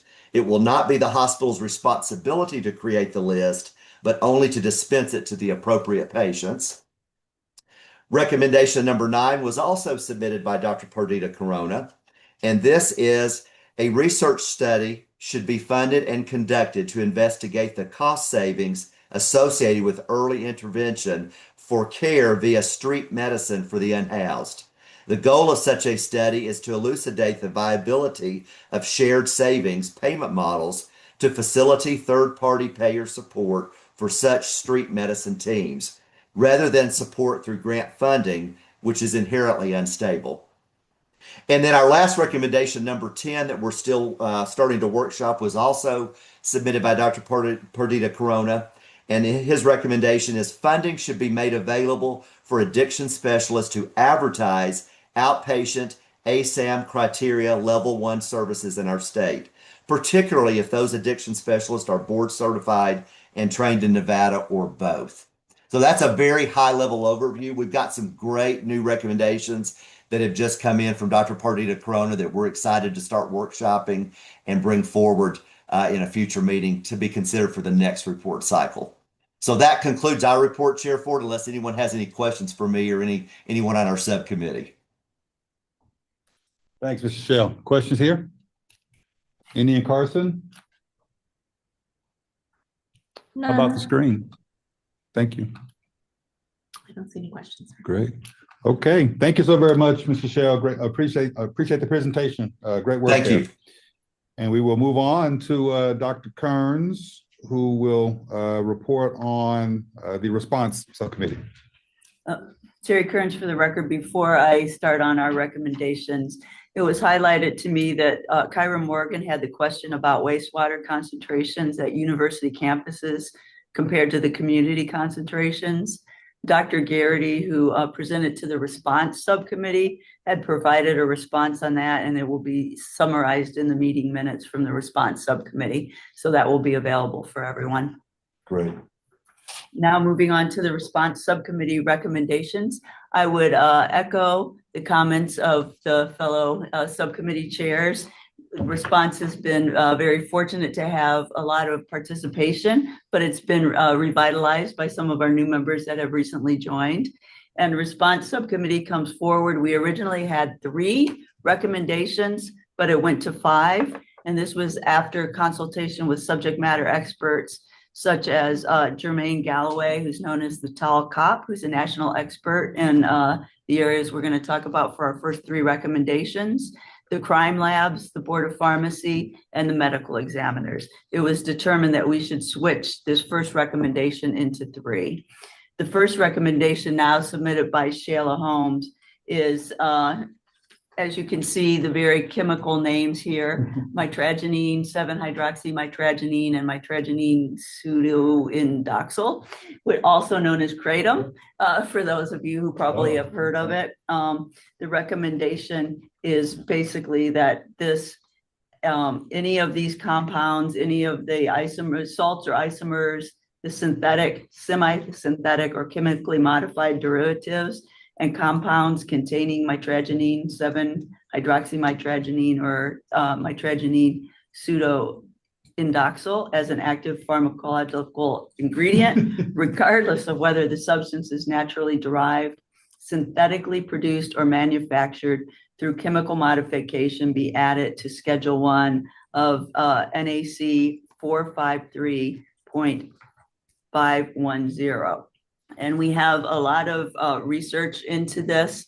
Other states have done this as well.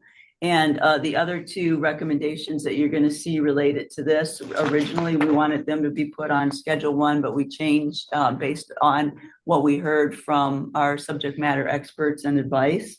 And I will say that it was highlighted to our committee that, especially looking at kratom, if you drive around, and the Tall Cop, Jermaine Galloway, has done this, and it's readily available to people at vape shops, convenience stores, and all of these various places that sell it, oftentimes as a nutritional supplement. And people don't necessarily always know what they're getting. It was highlighted to us too that kratom can be used for people who are in treatment, as if they know they're going to be drug tested, they can take the kratom, which often is not tested for, and that will help them with their symptoms, but also then they'll pass their drug test. So this was really the genesis for this recommendation. And Dr. Holmes, I would offer if you want to add anything to this. Thank you, Dr. Kearns. Shayla Holmes for the record. I don't really have anything to add, except for that the Board of Pharmacy has invited us to speak at their next meeting on April 16th, where they will begin the hearing process. So this recommendation is already making some progress. And I do believe in our consultation, this has been something that has gone forward in legislation previously, but there was no movement on it. So we really want to try to push this again. Any questions? Oh, sorry. That's okay. Jessica Johnson for the record. Thank you for a great presentation and accurate pronunciation of words I'd never be able to say in a public meeting. I'm curious if in the background work, if there's any sense of the like mortality impact or morbidity impact of this in Nevada. I've seen some national reporting come out on this, but I'm wondering if you have a sense of that. There is, and Dr. Knight from Washoe County has published on this and talked about the fact of seeing increasing of deaths related to kratom in our state. Thank you. Mm-hmm. And that is referenced in our materials. Okay, wonderful. Giuseppe? Giuseppe Mandel for the record, and I know that the names are hard to pronounce, so 70H is what's known for in the smoke shop business. We are in the Attorney General's office. I want to highlight the fact that of how bad of a problem it is me working in the treatment industry right now. It's very important because right now, not only does a lot of insurance won't authorize, the detox is way worse. It's 7 to 13 times more stronger than a lot of the opiates out there, this new 70H. And a lot of insurance won't even authorize detox for it with Medicaid. So we're seeing a huge problem in the smoke shops and vast majority everywhere. And talking to some of the distributors as well, I'm doing my own investigation. Once this one is outlawed, they already have 6 more in line for it with different components. So being that we're in the attorney's office, I highlight the dangers of it and the dangers that I don't know what the laws look like to strengthen down on some of these smoke shops, but it is a major problem, and we have a hard time getting them into treatment as well, because you can't get insurance authorization because it's not technically an opiate. You know, Aaron Ford for the record, the interesting part of this conversation for me is we're essentially in this committee asking the legislature to criminalize something. And we don't typically do that. In fact, last time we tried to do that, I got in trouble by this committee. So it's interesting to hear that members of the committee are contemplating that. So for the legislators on the still on the screen, please take note about this. And it is something that I think we'll have to revisit at some point. Any questions online, Crystal? I don't see any, no. Okay. We'll move on to our second recommendation that came out, again submitted by Dr. Shayla Holmes. It's to prohibit the sale of phenobut, long chemical name, including any isomers, same language as we saw with kratom, any of the isomers, esters, salts, ethers, salts of isomers, any synthetic, semi-synthetic, or structurally modified derivatives, and any compounds that act as a GABA B receptor antagonist or functional equivalent with similar depressant or psychoactive effects to individuals under 21 years of age, aligning with the existing cannabis regulation and mandate that all products containing phenobut or its derivatives have standardized labeling, including clear warnings about potential health risk. And to restrict the sales, limit the sale of these substances to licensed establishments that can verify the age of purchasers and prohibit sales near schools and other youth-centered facilities. And this would provide regulatory agencies with the authority and resources to monitor compliance, conduct inspections, and enforce penalties for violations. And I will say one thing that was really highlighted for me as we researched this and had subject matter experts is there are people that are seeking these substances, know what they're getting. However, there are many people who get these that are presented as health supplements that don't know what they're getting. So that was why we thought about having it originally as Schedule 1, but then change that to the age restriction. And Dr. Holmes, I'll add again if you want to add anything. No, but thank you. You're covering it beautifully. What's the name for this one? So the first one was Kratom. What's this one called? But I don't know if there is Do they have a? There's probably a street. There's a lot of street names. Yeah. Just admit up for it. Yeah, there's a lot of street names for it. I mean, we've got let me see this. So forgive me, I'm not a doctor. Yeah. But are we talking about like the bath salts and the chocolate mushrooms and? That's what this is. I don't know. Well, mushrooms is The next. mushrooms are the next one. Next recommendation. They're a little over my head too. They're pretty low. Okay. But yes, like the bath salts and. Bath salts, okay. Everything, and also just made up for the record, I like to highlight too, and Tony Shea died from it. And I sent a good buddy of mine to treatment for it, is they also have in the smoke shops, the whippets. Little aerosol counters. Oh, yeah, with yeah, mask and yeah, it's yeah. flavored, right, for whatever use, but I mean, Jeez. legal in the smoke shops. I know someone who died from that as well, a young girl. Okay. Okay. Thank you. I'm sorry. Keep going. Yeah, no. Oh. Any questions? Casey Josina for the record. Can I ask who is primarily speaking down in the Vegas area, just so I have it for the My notes? apologies. Yeah, it was That's Aaron okay. Ford who asked if that was a street name, and then Giuseppe gave me a handful of suggested street names. Awesome. Thank you, guys. I think Jessica has a question. Yeah, thank you. Jessica Johnson for the record. Thank you for this recommendation. Once again, I'm curious when you are talking about restricting the sale locations, thoughts on an infrastructure that exists that you might build on, how this would be limited? Shayla, do you want to take that?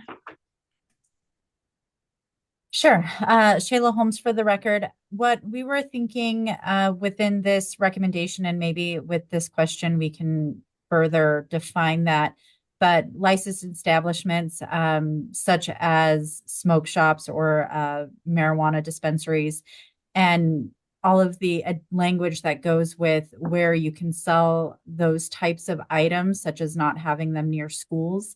Because the problem right now is a lot of these substances, these ones specifically that we're targeting, there's a lot more, unfortunately, are right there at the counter when you're buying your candy bar, and there's no restriction on them at this point in time. So our hope is to limit that further. Follow up if I may.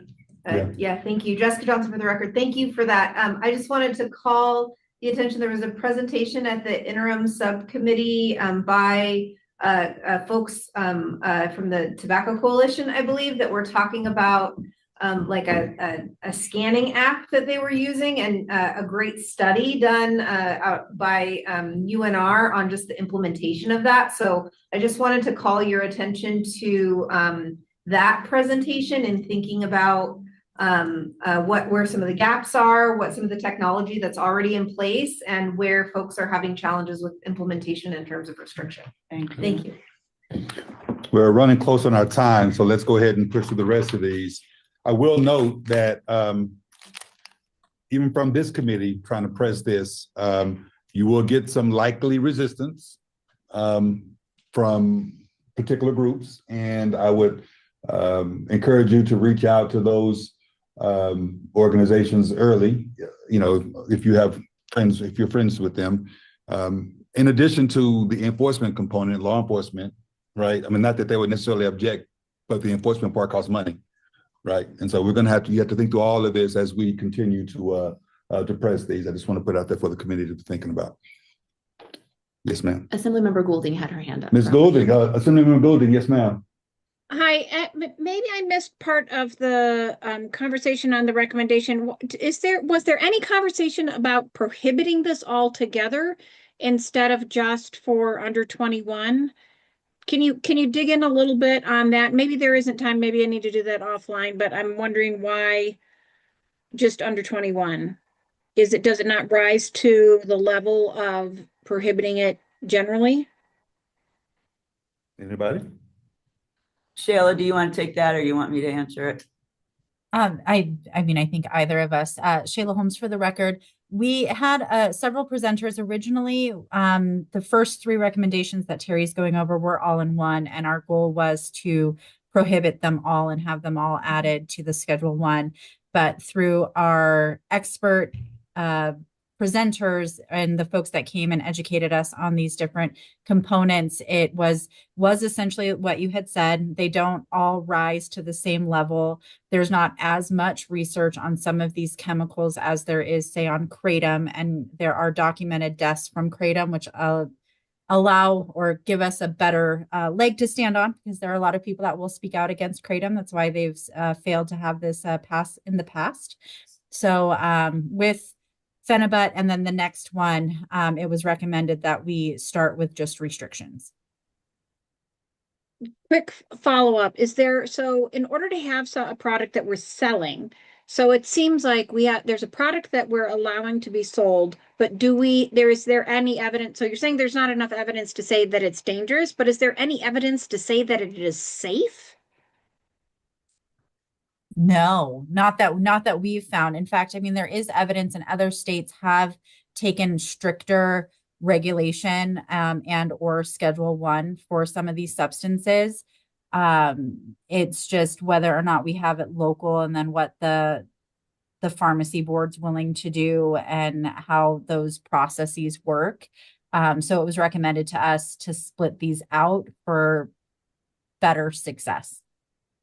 Okay, I guess I find it troubling that it's difficult to prohibit the sale of something that we don't know that is safe. You know, it's like the direction of the direction of the regulation is pretty interesting. Right. And it I think in the room down there in Vegas, I think it was Giuseppe who shared these smoke shops and these other sellers. They've got a list of other items. There's a laundry list of things that are similar to all of these chemicals that are legal to sell and have no restrictions on them.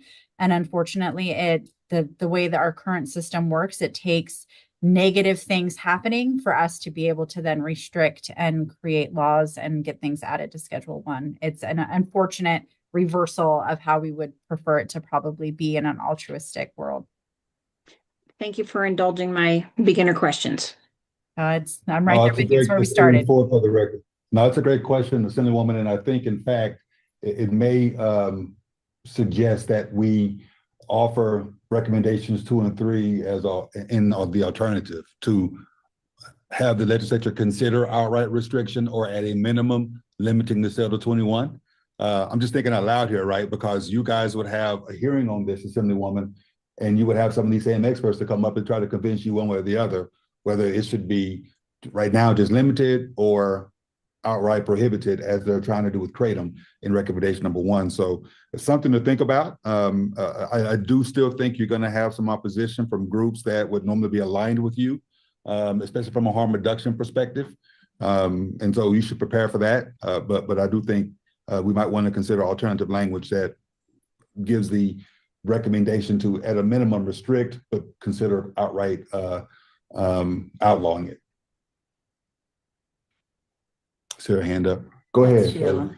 Shayla Holmes for the record. And I would just add in there that originally when I was first trying to figure out how to make this recommendation, we are trying to figure out language that doesn't have to be so chemically named specific, but that's a really hard thing to try to wrap around, as far as how do we make it to where unsafe substances aren't readily available until. And unfortunately, after talking with a lot of different people, it's been, you've got to just do it chemical by chemical at this point in time. So we are trying to figure that out, but that is not an easy nut to crack, unfortunately. Well, Aaron Ford again for the record. The good thing is that LCB is good at that. When we talked about the opioid stuff, we didn't just say opioids. We said opioids and the derivatives and blah, blah, blah, blah, blah, right? They had all of that kind of verbiage that they used to capture, the one, molecular difference that would have moved something out of the definition of the statute, but kept it in there nonetheless. So I think presenting something like this to LCB for consideration will give them the ability to craft the language they need, consistent with other ways they've done it in the past.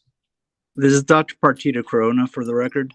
One thing that you might want to take into consideration is that whenever you make something illegal, it's not that you're removing it from the community. You're basically putting it in the dark. On the black market, right? Exactly. So keep that in mind, that just by making something illegal, you're basically not eliminating it. You're providing a revenue source for folks that would use it as a nefarious source of funds. So better approach might be just to tax it. Just jumping in, I would just like to highlight, like in the past, what we did with Spice, what was better known as Spice. And yes, it did go on the black market for a short period of time, but then phased its way out because it's bought at the smoke shops from recovering addicts for a reason, because it's easy, it's convenient, and it's legal. However, if it's now become illegal, we're probably just gonna go buy the real thing and hence get us into treatment. And at least you can get into treatment using that. You can't get into treatment using this. Such great insight. No, I appreciate that. That's really great insight. I know we're going well beyond the time, but this is an important conversation, so let's keep it going. Someone was going to say something? I was Nicole Hicks for the record.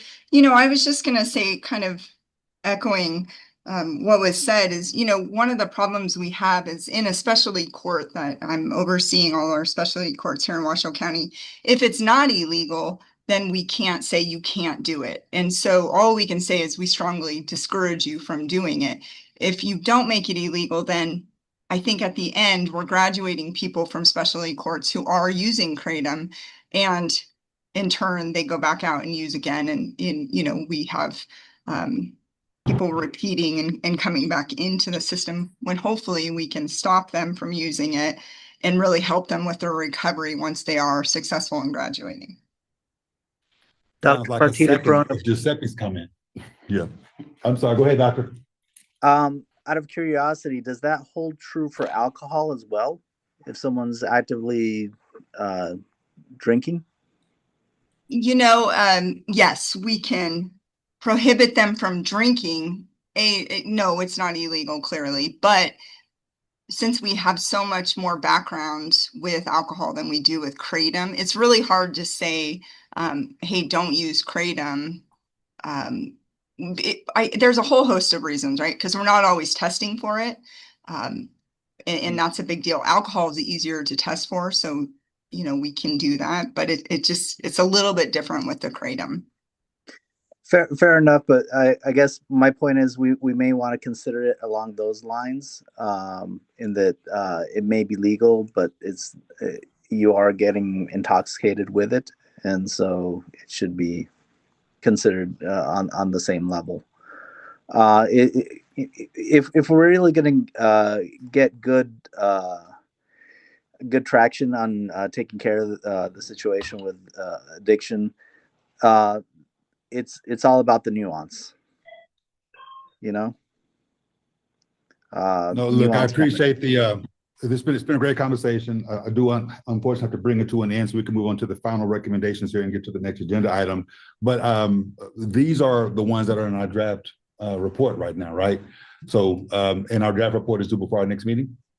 The draft report, we will finalize it. It's actually due August 1st, but we'll present it in June and then finalize it in July. Okay. So do we have time to send this one and the next one, I think, which is mushrooms, back for consideration of whether they want to augment the language to limit and or? Yes. Okay. I suggest we do that then to the subcommittee to reconsider whether, if you want to phrase this differently, and I get Dr. Partita Corona's position on this. And I think, for example, he might himself show up and testify at a hearing that presents that position so that the legislators can make informed decisions on it. But at a minimum, I think we might consider sending back recommendations 2 and what will be 3, I think, for reconsideration. Okay. All right. Is that okay? Yes. All right. So I'm going to do that executive decision. But go ahead and say number 3, though, so we know what we're talking about. And number 3, similar to number 2, but it's to prohibit the sale of Amanita muscaria and its psychoactive constituents, psychoactive mushrooms, basically is what this one is. And all the chemical derivatives from it make it dissociative.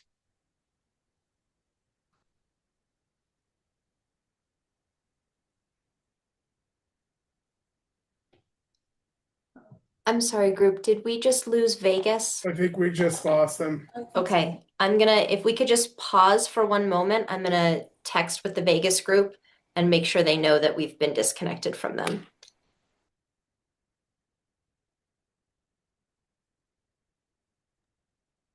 Thanks for everyone's patience. They are reconnecting right now, so we should just have another short pause and then we'll reconvene. Are we back? We can see you and hear you. Yes. Okay. So sorry about that. I don't know if you heard me say we're going to send 2 and 3 back to the committee, to the subcommittee for considering additional language to clarify that point. Number 3 was about mushrooms, essentially. And I do know there is a lobby to legalize mushrooms all the way around. They've come to me as Attorney General to see if I would advocate for the legalization of it. So I say that to say, I know you're going to have an opposition in that regard. But this is for under 21, so maybe they will be less opposed, certainly to an outright ban. So, all right, number 4. The response subcommittee recommendation number 4 was submitted by me, and it's an old recommendation that we're updating. It was from our last annual report.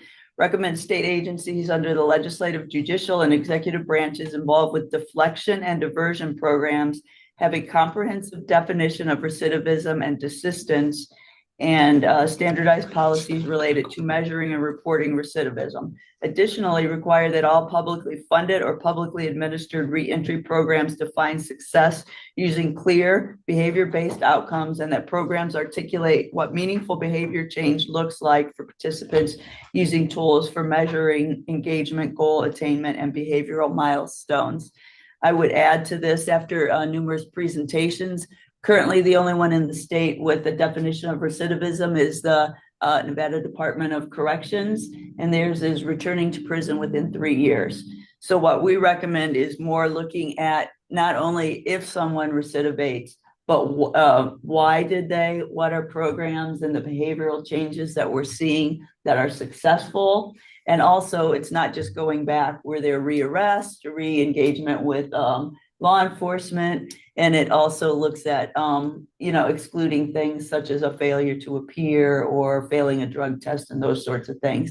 But we feel like we have recidivism, we have programs to try to reduce recidivism, but we don't really know what works and why it works and what produces the behavioral changes. So that's the gist of this recommendation. Any questions? Crystal Duarte for the record. I wanted to note that Chair Ford has stepped out, so Vice Chair Steve Shell will be taking over in that role. And Kyra Morgan has a question. Hi, this is Kyra. Hi, Terry. I was just going to mention that for the youth side, the Juvenile Justice Oversight Commission does have a standardized definition of recidivism for youth offenders. And I would just say that we might want to differentiate how we look at this, if we're looking at youth versus adults. So we might want to look and see what the definition that they have in place is. That's a great point. Thank you for that. Any other questions? I would highlight, we worked with Washoe County, who has implemented some programs. They're one of only, or our first jail that has an opioid treatment program based out of the jail, and are also looking at some new programs. I believe it's the Ignite program that's endorsed by the national sheriffs and chiefs. And so we'll continue to work with them on there, and they're going to have some evaluation of their programs as well. Crystal Duarte for the record. I do believe there's a question in Carson. Oh, thank you, Crystal Noel Shanae. And it was more a comment on recommendations 2 and 3. There was such a robust discussion around it. I didn't have an opportunity to share when we were talking on that. But just wanted to put out there that I really kind of support that option for an option to either limit the sale to 21 years and above, or I can see the argument for prohibiting the sale outright. My concern would be around the enforcement of this. Something that we do see in tobacco is out in the rurals where I live. There is very limited enforcement and compliance checks of tobacco regulations around selling to under 21 years of age. So I do have some concern that in limiting this to 21 and over, we would not necessarily be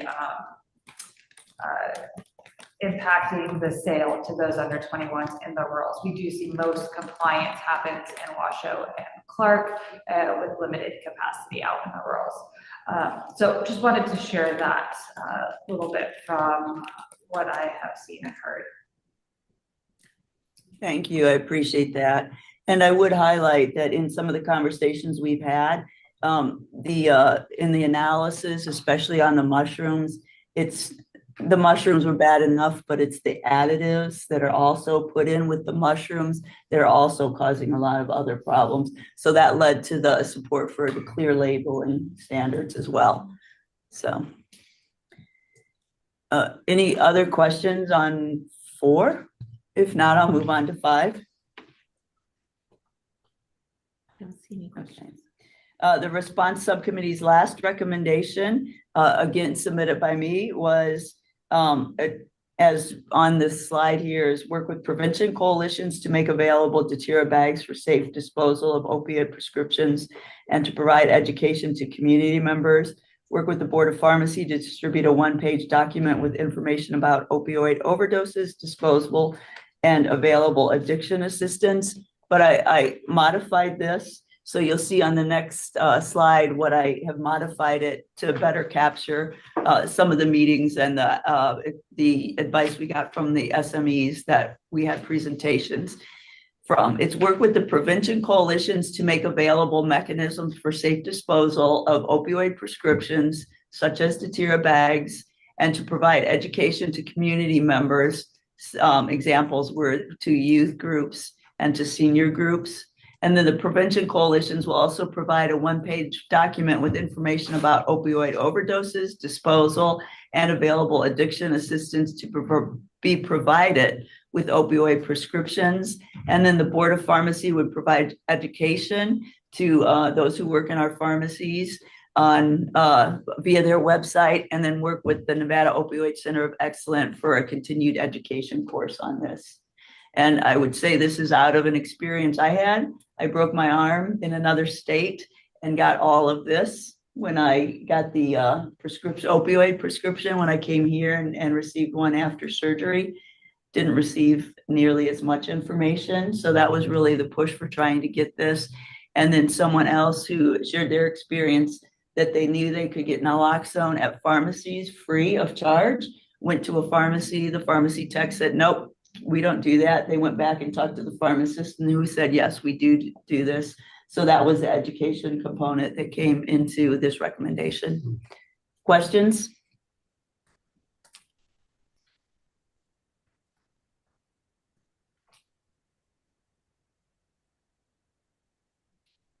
No questions. I think then that we're done, and I'll hand it over to you, Steve. Okay, thank you so much, Dr. Kearns. If we don't have any other questions or comments regarding item number 7, we will move on to item number 8 on the agenda. This is a discussion regarding the process for ranking recommendations. I will turn it back to Dr. Kearns. Thank you. I appreciate that. I would just say that in June, the SURG is going to review our final recommendations from each of the subcommittees. And in the past, the SURG has taken different approaches to ranking our recommendations.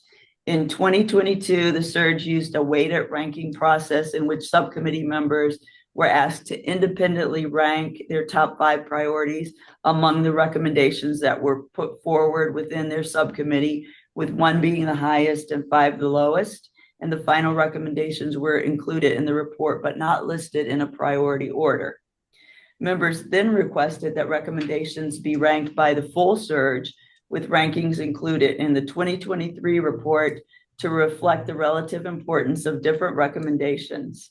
SEI polled members within a full SURG meeting for preliminary rankings of the recommendations, and each member ranked their top 5 recommendations through a live survey link with weighted scores aggregated to generate the top 20 recommendations for the SURG overall. And then for the 2024 report, input was provided by all subcommittees, and the full SURG voted to have recommendations ranked by each subcommittee. Each subcommittee suggested rankings were then moved forward to the SURG for a final vote. The current subcommittee chairs met in March and would suggest moving forward with the ranking by subcommittee as was done in 2024. But I would ask if anyone has any questions or would propose a motion on ranking recommendations for our 2025 annual report.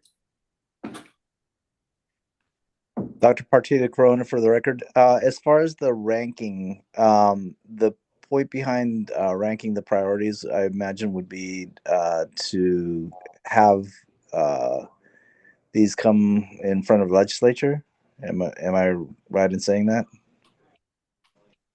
Some of them will come before, if there's like a BDR, it would go before legislature. But if it's a policy change for a different department, that wouldn't necessarily have to go through the legislation. But also, we wanted to rank them just to give, I'll highlight, I was going to talk about this a little bit later, but we've been requested by the interim Committee on Health and Human Services to present. And we've also been requested to present to some of the behavioral health policy boards who are also looking for BDRs to support or also to get support. So having a ranking gives them an idea of what the SURG feels is more important than others. And also, Jessica, if you wanted to add something. Yeah, no, go ahead, finish your thought. No, and I was just going to say too, we decided to have it ranked at the subcommittee level because it seemed like certain ones rose to the top and others weren't, but we thought that all of the subcommittees had important recommendations. So we wanted to include that ranking from each of the subcommittees. Yeah, thank you, Dr. Kearns. Jessica Johnson for the record. I will just add, I think in our first year of this report process, we recognized really needing a strategy for how the recommendations showed up in the report. So I commend this group and kind of some iterations over time of lessons that we've learned, and alongside the guidance from SEI in identifying a strategy for report completion. So I'm excited about this recommendation. Thank you. Any other questions or thoughts?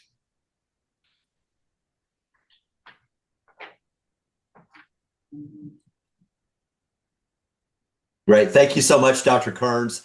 I wanted to say, would anyone propose a motion on ranking recommendations for the 2025 report at this point? This is Jessica Johnson for the record. I'd propose the ranking recommendation as outlined in agenda item number 8. Great. Thank you, Jessica. Do we have a second? Bud Shaw for the record, second. Thank you, Bud. Any further discussion regarding the motion? All those in favor, please say aye. Aye. Aye. Aye. Aye. Any opposed? Motion carries unanimously. Thank you all for that. And thank you very much, Dr. Kearns. I also wanted to know Vice before Chair we move Shell? on. Yes. I just wanted to highlight too, that sometime between now and the next subcommittee meetings, the members will be asked to complete a survey to identify affiliations of potential conflicts of interest. And on page 4 of the bylaws, there's a section that speaks to conflicts of interest. I'm just going to highlight this. In the bylaws, the chair or their designee will survey the SURG members annually to collect information regarding their affiliations outside of the department. Each member is responsible for fully disclosing all current affiliations. Conflicts of interest must be declared by members prior to discussion of any matter that would provide direct financial benefit for that member or otherwise have the appearance of a conflict of interest. When funding or other decisions are made regarding an organization with which the member has an affiliation, the member shall state his intention to abstain from making specific motions or casting a vote before participating in the related discussion. Members are required to disclose and abstain in accordance with the provision of NRS 281A.420. So I wanted to bring this up to you just so you'll know that that will be coming out, and also highlight that in discussions with our DAG and with some others on the conflict of interest, the SURG does not make funding decisions. The SURG makes recommendations on funding, and all of our presentations have either been programmatic or evidence-based practices and not proprietary types of things. So that's why we just wanted to highlight that you can still be involved, you can still vote, but because we are not making final funding decisions. Thank you. Sorry, Chair. No, thank you so much for that, Dr. Kearns. Any other questions for Dr. Kearns? Okay, that will conclude item number 8. We'll move on to item number 9. This is for information and discussion to review and consider items for our next SURG meeting. And Dr. Kearns, I'll hand it back to you. Thank you. So right now, as you can see, we have our June 2026 full SURG meeting, which will review the final ranked recommendations and then approve the template for the 2025 annual report. And I would highlight that prior to that, each of the subcommittees will take the recommendations back and take all of the recommendations that have been made here and rework those recommendations to include any recommendations that we've had. And then in July of 2026, we'll approve the 2025-26 annual report. And then in October, which will be our next SURG meeting, we'll have presentations from subject matter experts on our crisis stabilization centers and morbidity and mortality rates. Is there anything anyone else has as a suggestion for topics for future meetings? Oh, Giuseppe? Giuseppe Mandel for the record. I would love to hear more about the drug court programs and their success, particularly Henderson Courts. There's a lot of success. Okay. As well as if the rural areas are having any success, such as like Boulder City or from with the drug court programs. Okay. Any other suggestions for future meetings? Thanks to both Mr. Shell and Dr. Kearns for taking over in my absence. I do have one thing to add. I'm Okay. sorry. In our October 2026 meeting, we are going to have an overview of open meeting law. It's pending, but we'll probably have that for all our new members. Good. And I must say, you new members have brought some new life to the committee with great ideas that have really elevated the discussion. So great job. Good work. Any comments, questions, concerns, complaints about item number 9? Okay, then let's move on to the next agenda item for public comment. We will receive it in person here or in either location, 3-minute limit. No action may be taken unless it's been specifically included on the agenda item. Do we have anyone here for public comment? Yes, ma'am, Jessica Johnson. Hi, thank you. Jessica Johnson for the record, JOHNSON. I am just making an announcement that the Southern Nevada Substance Misuse and Overdose Prevention Summit is happening in Las Vegas, Thursday, August 13th from 8 to 5 at the Tuscany Casino Hotel. There's a save the date announcement on the Southern Nevada Opioid Advisory Council website. Anyone interested in learning more or attending, which I'd encourage everyone to do on this committee, can find that at snoac.org. As the date gets closer and registrations open up with permission from the committee, we'd be happy to send out more information and registration. Thank you.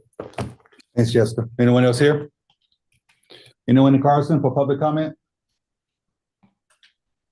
None. All right. Anyone on screen for public comment? Yes, sir. I see Dr. Maureen Strom. Dr. Strom, please.